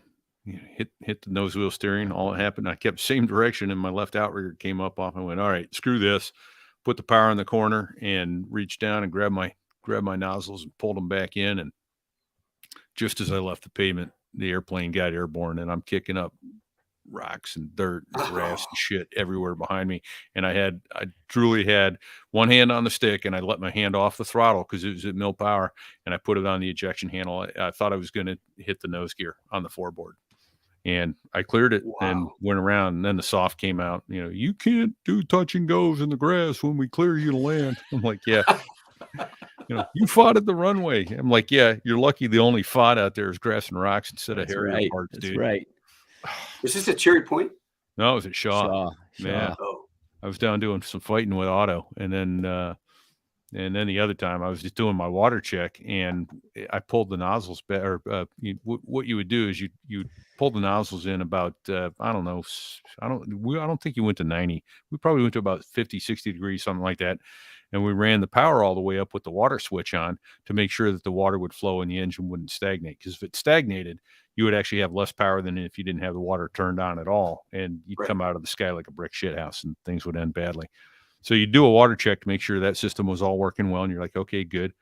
And so I pulled the throttle back to idle, and then, put my nozzles aft, but the engine's winding down, or I didn't put my nozzles aft. The engine's winding down. And now I've got no flight control authority. The airplane's slowing down and the nose is dropping, but because the engine doesn't have any high pressure bleed air coming out the nose to keep my nose up, it's just falling. And I've got a face full of Carolina pines, man. Like, holy how high are you? Yeah. 600 foot break. So I'm probably 500-600 feet. I am not far above the pines. I'll tell you that right now. So now I'm going, and I pushed the power back up to hope to get away from the ground to pull the nose back, but the nose just kept falling. Finally, the engine spooled up about 3 eternities later, and the nose started coming up on me, and I was able to let go of the handle and put my hand back on the throttle and go, okay, didn't have to pull at that time, but I realized immediately what happened. I went, I did it to myself. I took all the authority, the flight control authority away from the airplane, and then expected it to work. It didn't work. So, oops. Yeah. You only do that once. That was self-correcting. Absolutely. I mean, the Harriers, in my opinion, was the hardest airplane that the guys got to fly. I mean, that's the hardest platform from what everybody talks about. Would you all self-critique? I mean, would you go back to the radio room and tell the other guys so that nobody else would make a mistake? Or shit. Yeah, there was some of that. There was some of it was, holy shit, don't tell anyone that happened. But mostly, I think we took care of each other like that. Like, hey, don't do that. Like, for example, Greyhound was a V-stall god, and he would tell us all kinds of shit. He was an AV-8A guy, Yeah. And to us, he was a legend, of course. Yeah. He is a legend. We're going to interview Greyhound if we can ever get him to figure out how to use this technology. Greyhound 75. We actually convicted him at Kangaroo Court of the most hair on fire stories and the least hair on fire activity in the Marine Corps. So he's a great storyteller. Oh, he is a great, what you call it? Raconteur. Yeah. If you walked into the ready room to get a cup of coffee and Greyhound was in there, you may as well just give up the rest of your morning after chow. You can get back to work because here we go. Yeah. All right, Fig. What about you, Fig? So I had my hand on the handle twice.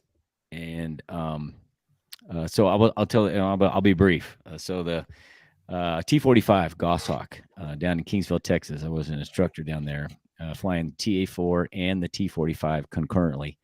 How'd you get to do dual? Well, so the T-45 was brand new, and there was a handful of guys that were kind of the initial cadre guys that were just checking out the new instructors showing up in the T-45. So I was doing that. I was flying with students in the TA-4. Actually, I was the TA-4 model manager for about a year while I was doing that. So as things progressed, and we got T-45s were starting to replace the A-4s everywhere. I was also the post-maintenance check pilot in the T-45, and it was one of these days where I'd flown twice already. And they said, hey, can you take this T-45 up for an A card, which was the full check check out because we need it for the schedule. And I'm like, yeah, sure, no problem. And I'd done so many of them that I knew I could get an A card done in under an hour. Well, they had re-rigged the flight controls and did some other stuff. So the bottom line is I'm rolling down the runway and I get to rotation speed and I pull the stick back. Airplane comes on off the ground. I start to reach for the gear handle and the airplane is rolling and I'm feeding opposite aileron in to stop the roll. And it's rolling pretty rapidly now. And by the time I had reached full aileron to stop the roll, it had stopped rolling.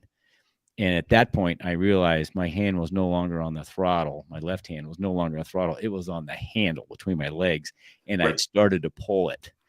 So it was natural. I didn't even have to think about it, and I'd already decided. I had great advice years and years ago, years and years before that, from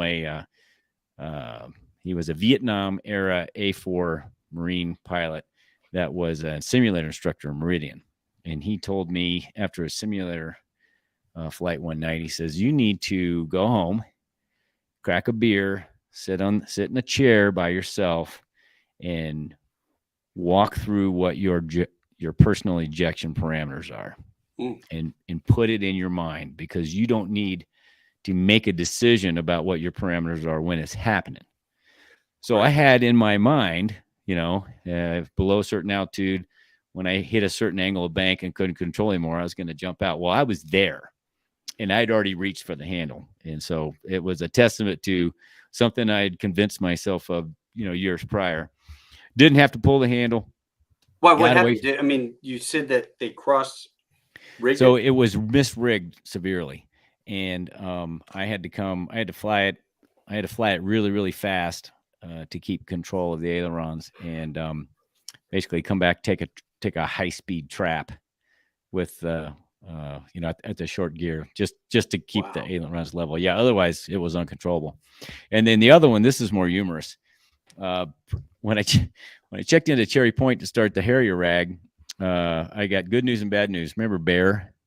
Oh yeah, Repete. Yeah. So Bear was the admin officer, I guess, and I checked in with him, and he says, "Well, I got good news and bad news. What do you want, Lieutenant?" I said, "Well, give me the bad news, sir." And he says, "Well, bad news is there's like a 4-month pool, and so you're not going to start for 4 months."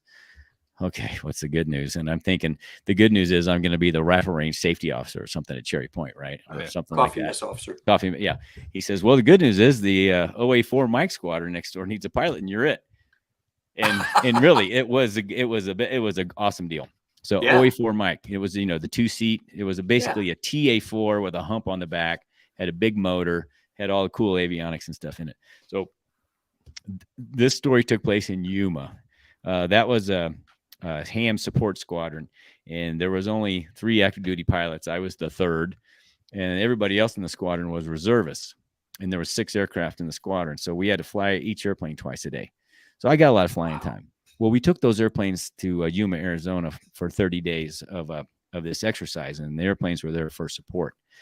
So these reservists, some of them were pretty darn good and had a lot of qualifications. Fast forward air controller was one of them. So I was flying a fast forward air controller mission with Scooter Evans, and I'm sitting in the back. He's in the front.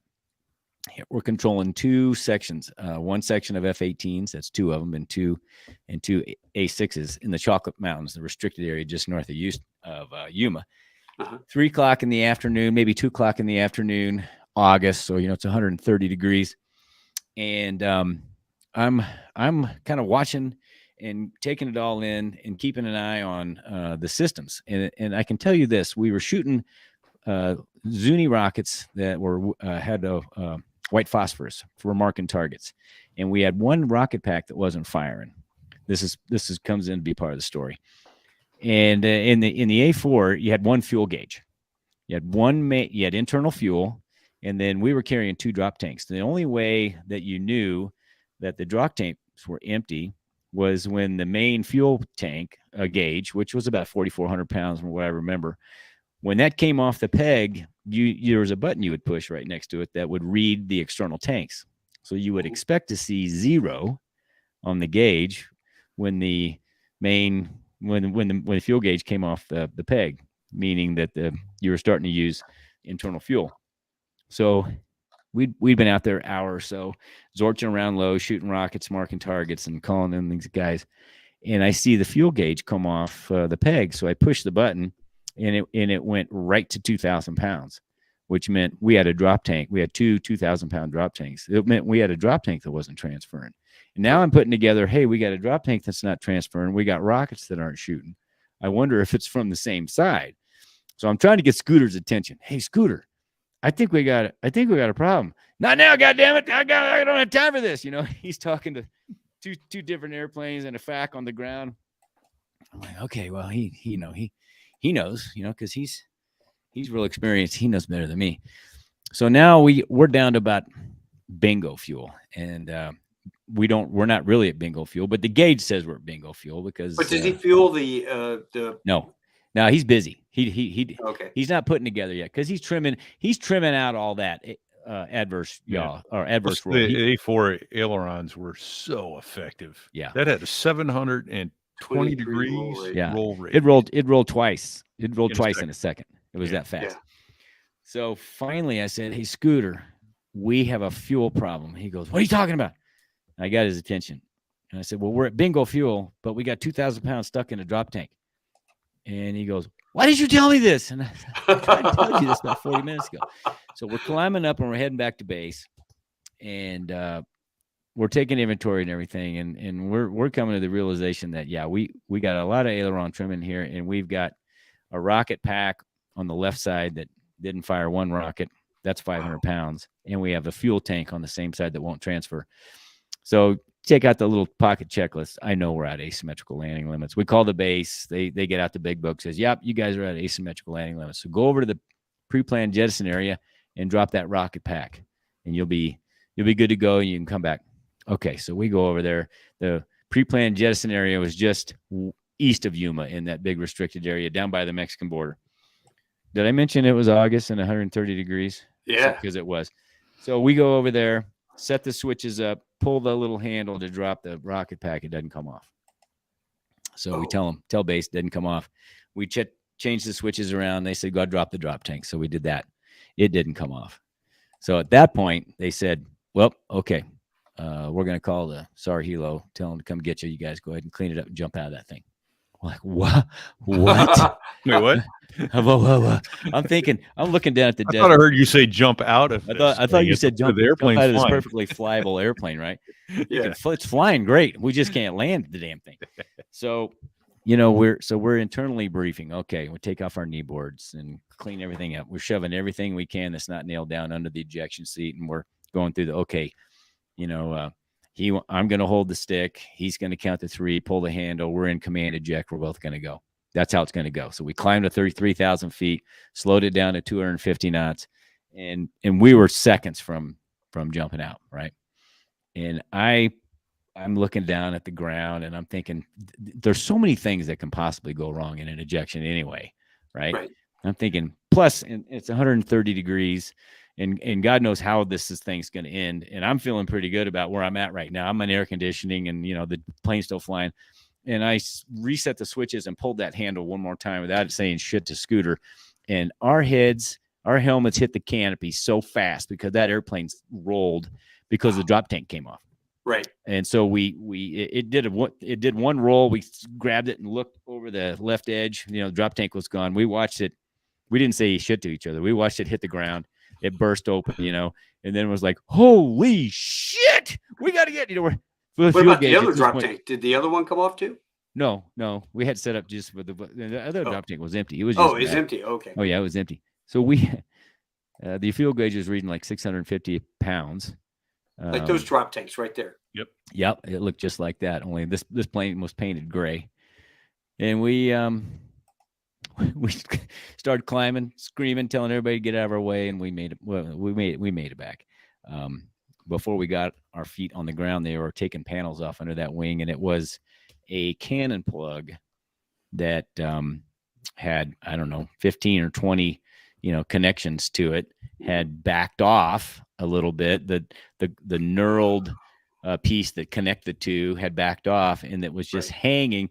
There were half of the pins were connected and half weren't. And that last time I pulled the handle was there was just enough connection that the little Tron jumped across and fired that squib and punched that drop tank off. Otherwise, we would have jumped out of a perfectly good airplane. Good God, man. Yeah. Yeah.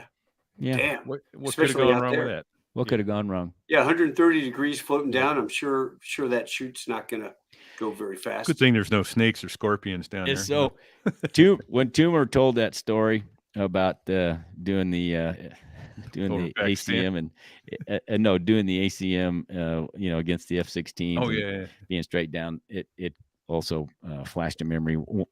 Another one of these stories while I was in Kingsville. It was one of these days where it was layered clouds from 2,000 feet or from 1,000 feet all the way to 30. Nobody was going to fly. There was no training was going to happen. And I was working in strike ops, and they called and says, "Hey, do you want to take a A4 to Cherry Point and drop it off? You come back, we'll commercial you back. You'll be home tonight." And I'm like, "Yeah, I'll take it." So it was, of course, an absolute pristine airplane. They were taking it to be completely reworked, right? Right. It was sitting on the flight line, no drop tanks, leaking every fluid known to mankind. So I grabbed my shave kit, and a clean pair of skivvies, jumped in it, and we get it started, and the plane captains give me the wipe it out and hold my hands up. So I wipe it out, hold my hands up. He's underneath the plane. He comes out, shows me just red hydraulic fluid on a white rag, wants me to wipe it out again. I do it. We go through this, and it's less and less red fluid.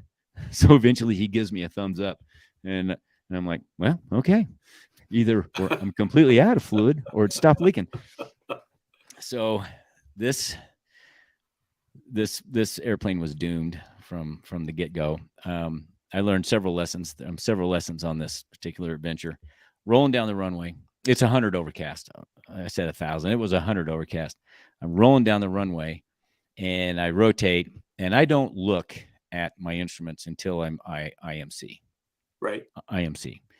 So rotate, IMC, gear up, climbing out, flaps up, and I'm looking at the big meatball, which was the A4 gyro, and something wasn't right. Now, I had a magnificent rate of climb going, but my airspeed was rapidly depleting, and I'm thinking something's not right. And plus, I could tell I was getting slow because the noise over the canopy was getting quiet. Yeah. But my gyro said I was right on. I was wings level because I was wings level, but I wasn't in a climb. It was showing me straight. I mean, like level. And then I looked down at the peanut gyro, which was conveniently located way down below behind the stick, right? And I'm about 45 degrees nose up. Oh, so crap. The main gyro was frozen. Right. It worked in roll, but it wasn't working in pitch. Right. So I corrected that situation, and in the process of climbing to get on top, which I didn't get on top until I was about 30,000 feet, I got myself in an unusual attitude probably 4 times because I kept going back to the main gyro, forgetting, and then so I break out on top, and I'm thinking, okay, I'm going to live. I'm on my way to Meridian for fuel, and then I'm going to go to Cherry Point. Somewhere over Louisiana, air traffic control is screaming at me, saying, "What altitude are you at?" And I said, "Well, I'm at 33,000 feet. I'm flight level 330." And they're saying, "We show you at 26,000 feet." And I'm like, "Well, I'm saying my altitude. Do you have a 2900? Yes, I have 2900 two set, So they said, "Well, shut your mode C off." I'm like, "All right." So shut the mode C off. This airplane was full of gremlins, right? Oh, God. I landed in Meridian. Thank God it was VMC. I landed in Meridian, and on short final, the elevator trim ran away. So I landed. They had to replace the elevator. So I had to tell you all that to get you to this. I'm taking it to Cherry Point. I've only been gone from Cherry Point about maybe 9 months, maybe a year. So I on my way into Cherry Point, I call Bulldog Ops on the ops frequency, and I said, "Hey, this is Fig. I'm coming in an A4. I'm going to be there in like 30 minutes. You guys might want to watch this," right? grab a beer and watch this. Yeah, you might want to watch this. You might want to be a witness. Because I was going to. Oh, by the way, did I tell you that the A4 had no drop tanks? It was slick. So I was gonna. My plan was to come into the break faster than anybody had ever been in an A4 in the break at Cherry Point. You know, in my head, this was gonna be magnificent. So I'm at the flight levels, and they cleared me. Washington Center cleared me from, I don't know, it was like 28,000 or 27,000 feet going eastbound. They cleared me down to 8,000. Yeah. So I said, you know what? This is a perfect opportunity for me now to see how fast this A4 will actually go. So I rolled, put the nose straight down, full power, and here we go. Slick A4. Well, it was going fast. Really fast. So fast that the canopy was starting to vibrate. I thought it was going to come off. And I'm looking at the airspeed indicator, and it was analog. And, you know, the NATOPS manual said the A4 speed limit, maximum speed limit was 1.04 Mach, or I don't know, some indicated airspeed, which I can't remember. 505 knots or something. I don't know. I was going way faster than all that, but I couldn't see if, you know, when the Mach part was in a small part of the airspeed indicator. The airplane was shaking so badly that I couldn't even read it. And by the way, did they fix the gyro for you back in Meridian? They fixed the gyro. They fixed the trim motor. Yes, I had a full up round jet, supposedly.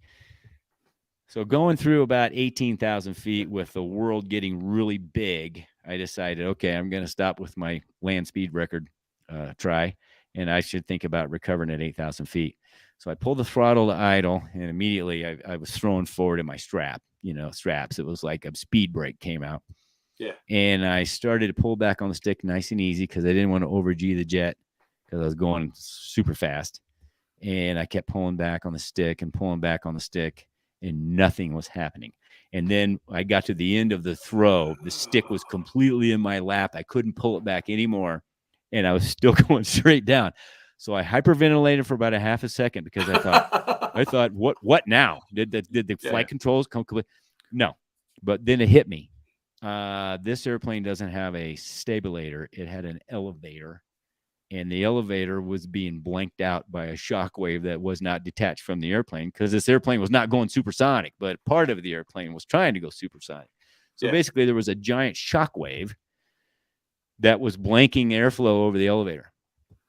So, okay. Holy crap. One click of the trim switch, which moved the whole stab. Right. One click of the trim switch got me 4.5 Gs. Ooh! And another click, I was at 6, and then it started slowing down. I had elevator, and I leveled out. I made my 8,000 foot restriction. My heart was racing about 190 beats a second. And okay, so I calmed down. I survived. I got my aerodynamics lesson for the day, and then I followed through with my buddies were going to be out on the flight line watching, right? Yeah. So I requested the runway that was closest to our flight line, 2306 maybe. Yeah, so probably 6 left, right? Yeah. So I asked for the carrier brake, and it was approved. And from the time I hit 8,000 feet, I just left the throttle up at full throttle, and so I was going just as fast as it would go. And I put on this magnificent carrier brake, didn't take into account which direction the wind was blowing. It was an overshooting crosswind. And in the process of trying to not overshoot, I really wrapped it up, put on a lot of G, damn near approach turn stalled it. When I did touch down, I touched down with a drift. The upwind wing lifted up. The upwind main gear came off. I drifted halfway to the runway edge. Damn near blew both tires trying to keep it on the runway. I heard them screeching, and I know there was smoke flying. The bottom line is when I taxied past my old squadron on the way to the NARF facility, which was a couple hangars down, there was a half a dozen of my squadron mates out on the flight line clapping, telling me you're a dumbass, because I was. That's what the warnings are for in the NATOPS, right? Somebody else did that. They died. Yes. Yeah. God. No shit. Hey, you guys remember Dave Jones? Yeah. Yes, I do. There you go. Good to see you two haven't changed. aged a day since the Nice. 90s. Or Tucker, you really Nice. need to reevaluate your career choices. Yeah. And your friends. Yeah. Semper Fi. Yeah. Nice. I love this. Daddy Wilson, my favorite time of the week. I That's don't remember awesome. what we were talking Go. about on that. This is Beautiful. awesome. Puts the probe in the basket. You guys, I don't think you've met Jeff Bolton, but he used to be a radio show host, AM radio show host, big Oh, fan nice. of the Marine Corps, Oh, nice. and has flown every single military jet. He's one of these guys that has got the in with the Pentagon. So he even flew in a B-2. So Oh, very cool. he wants to get up with you guys. There I'll you get go. you hooked up. He would be very interesting. Ken, yeah, there's Ken. Oh, yeah. Hey, fellas, love this. Yeah, we help you out, Ken. Hey, speaking of being behind the tanker, I saw some of the most magnificent flying I've ever seen from squadron mates behind the tanker, behind a KC-130 being specifically, and one of them is none only than my buddy Repete there. I saw him do, and I'm not joking. You can't prove it. You don't have video. I didn't, and if I did, I would, because it was the most magnificent piece of flying I ever saw. So we had to get really slow. We had to put 20 nozzles down, to control the airplane when we were behind the KC-130, and so it was a little sluggish. And of course, there was always the basket was always moving a little bit in the prop wash and stuff.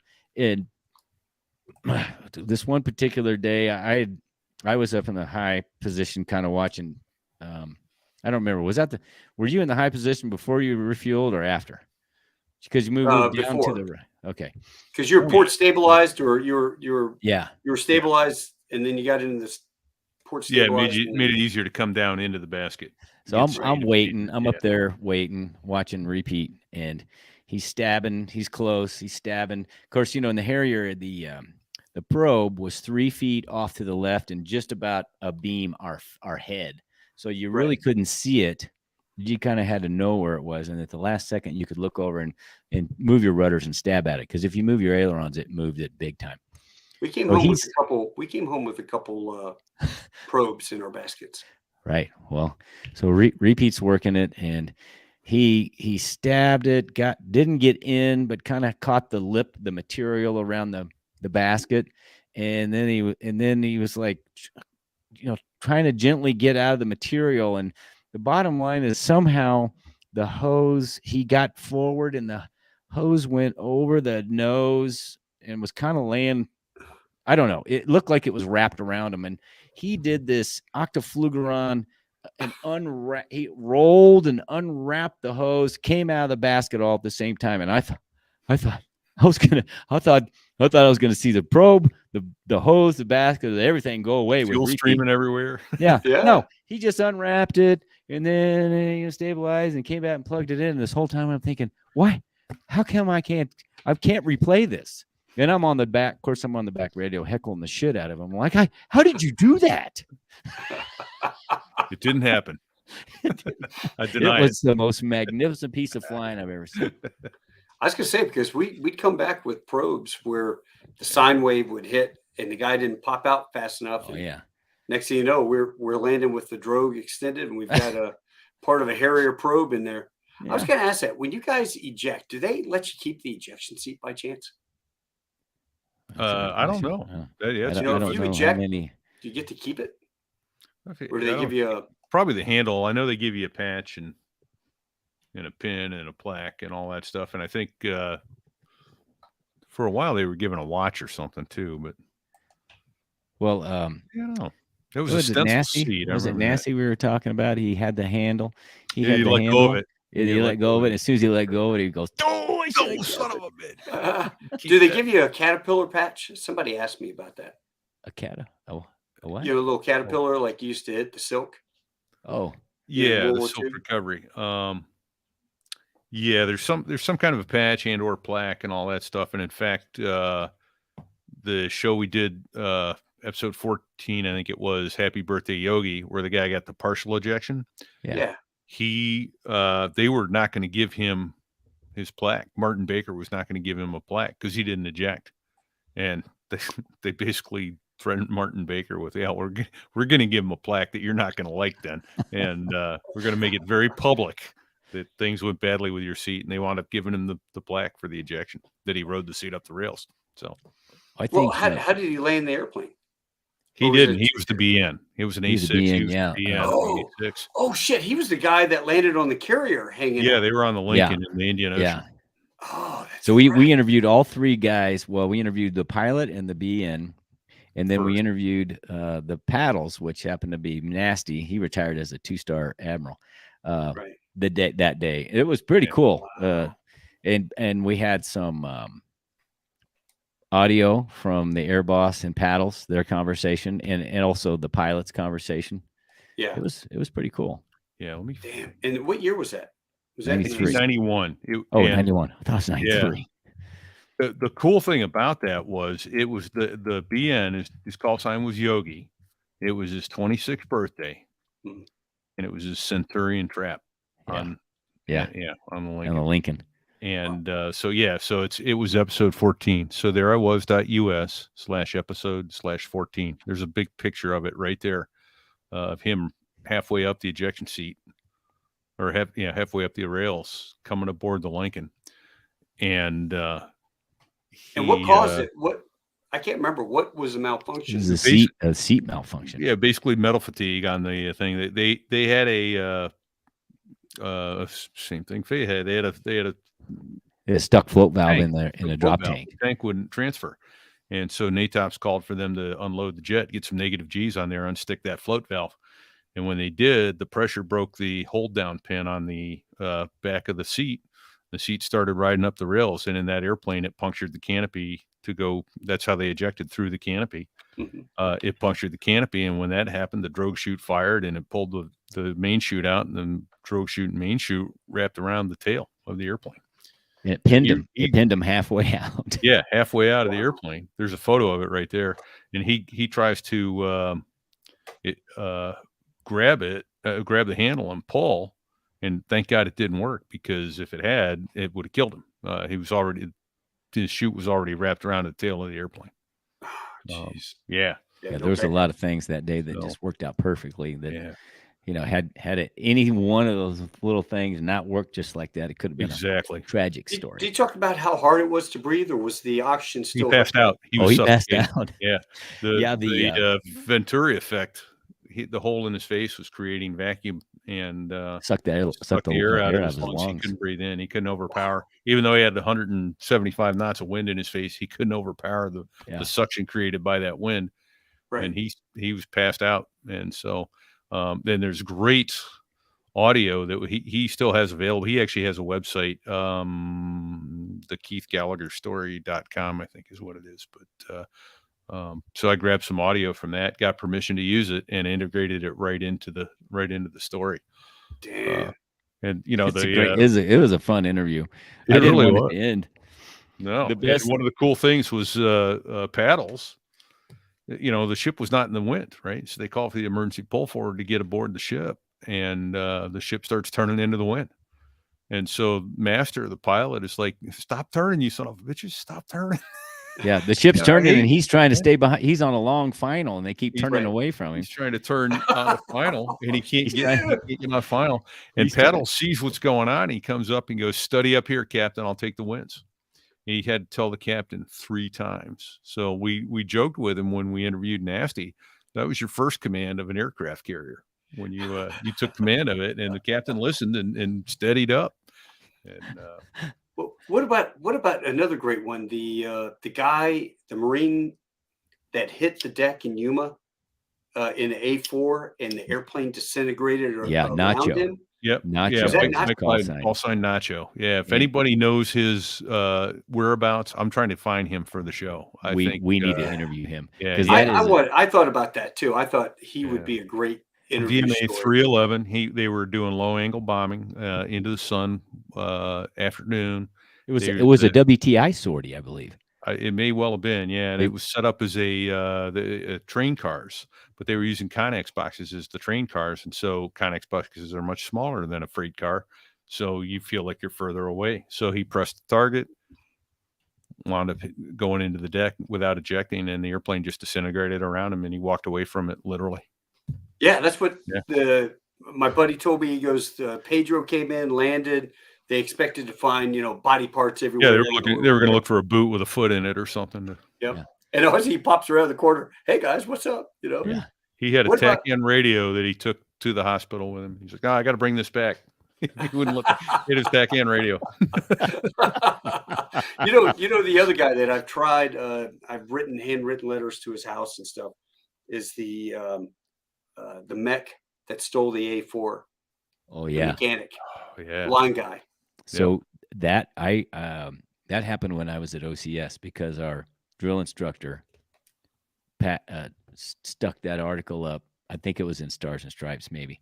Stuck that article up in the squad bay and said, "CU aviated contract candidates. Anybody can fly that plane." Well, yeah, that kid, to his credit, spent a lot of time after hours in the sim instead of partying with his buddies. Was that 542? Out in Yuma? I think it was Cherry Point. I thought it was an El Toro that took. No, it was El Toro. Oh, it was El Toro. West That's Coast. right. It was Yeah. El Toro. So that would have been either 211 or 311. Yeah, I tracked him down. I used to be a PI, so I tracked the guy down. I've handwritten letters. Please, I'd love to discuss this, but I think he wants to keep that part of his life. Kind of like, I'm done with that. I went to the brig. I stole a jet. Okay, so he doesn't live under Fort Leavenworth? No. He didn't spend that much time in the brig, but he did all right. Jeff Bolton asked a question. Please ask him about students ejecting from a perfectly good jet in Cherry Point because of vertical. True or false? Vertigo. I'm not aware of any students that ejected due to vertigo. Although I had a student give himself vertigo in my front seat one time. And I'm like, okay, I got it. But we were in the GU and we had a 10,000 foot climb limit coming through about 8,500 feet. He's climbing at probably 7,000 or 8,000 feet a minute. And I just go, man, all right. I clicked on the ICS. I go, altitude. He says, oh, crap. And there's no way he's going to stop this jet at 10,000 feet by just pushing the nose forward. So he rolls inverted and he pulls about 3.5 Gs to stop us at 10,000 feet. And he stops it perfectly at 10,000 feet and he rolls wings level. And then he goes, holy shit. Can you take the airplane, sir? I take it you guys don't have an autopilot in there. Yeah, we had, what did we have? Heading hold, altitude hold, wasn't it? Yeah. That was it. You had to set it up and then turn it on and then it wouldn't move. Yeah, he didn't have any auto throttles or anything like that, but he gave himself some bad vertigo. And why he didn't give me vertigo, I don't know. I was like, I watched the whole thing happen in their entertainment and went, okay. Because I've certainly had vertigo to the point where, I can look at the altimeter and go, those numbers may as well be in Russian or Arabic because they don't mean anything to me at all right now. And most every instrument pilot has experienced that level of vertigo at some point, I think. But blessed that story with Mike taking off with the Cherokee and losing attitude. Yeah. I was flying the entire command staff in a Navajo chieftain up there from St. Joe. You remember that guy? He was an Army major, owned a 135 operation. He had a couple Navajos, and I rented one from him. Anyway, we were out flying, and I have the entire command team. I got the colonel, lieutenant colonel, OPSO, sergeant major, and we're climbing out of Des Moines. We're in the GU, and the friggin' hair on the back of your neck, when something is happening, you feel that little rush of, it was like heat almost. Yeah. When the guy tells me, hey, turn left, do whatever, and I start to roll, I'm in the GU, and it goes the other way and just dies and completely rolls. The attitude just rolls over instead. And I'm like, oh crap. And I don't say anything, Sergeant Major, but I'm feeling that vertigo kick in. And it was hard. But anyway, guys, I've kept you on for 2.5 hours. I can't thank you enough. It was fun. It was fun, Taco. Yeah, you know what? You guys were friggin' awesome. I really appreciate this. And for a live interview, we didn't drop half as many F-bombs as I thought I was going to drop. And Hold on, I can fix that if you want. It Colonel Coble stories. Oh, Coble. Is he a Harrier guy, Jeff? I have to get up with him later. But anyway, I do have 2 cool pictures Fig gave me. Tell us real quick on that one. That's bitching. Yeah, that's just a NVG photo of a knight landing on a assault ship. That's So awesome. which is you're seeing the heat coming off the hot nozzles there. That's what that looks like afterburner. And when does the Harrier go away? Soon. Yeah, we're down to 2 active duty squadrons. 542 flames out end of this month. Soon. I just saw something on it. And 223 is going to be the last one, which was our old squadron. Yeah. Because I got a guy that's down there by ILM, and the Harrier. He just sent me a picture yesterday of Harriers out there doing touch and goes and stuff. Oh, nice. I was looking at my old photo album.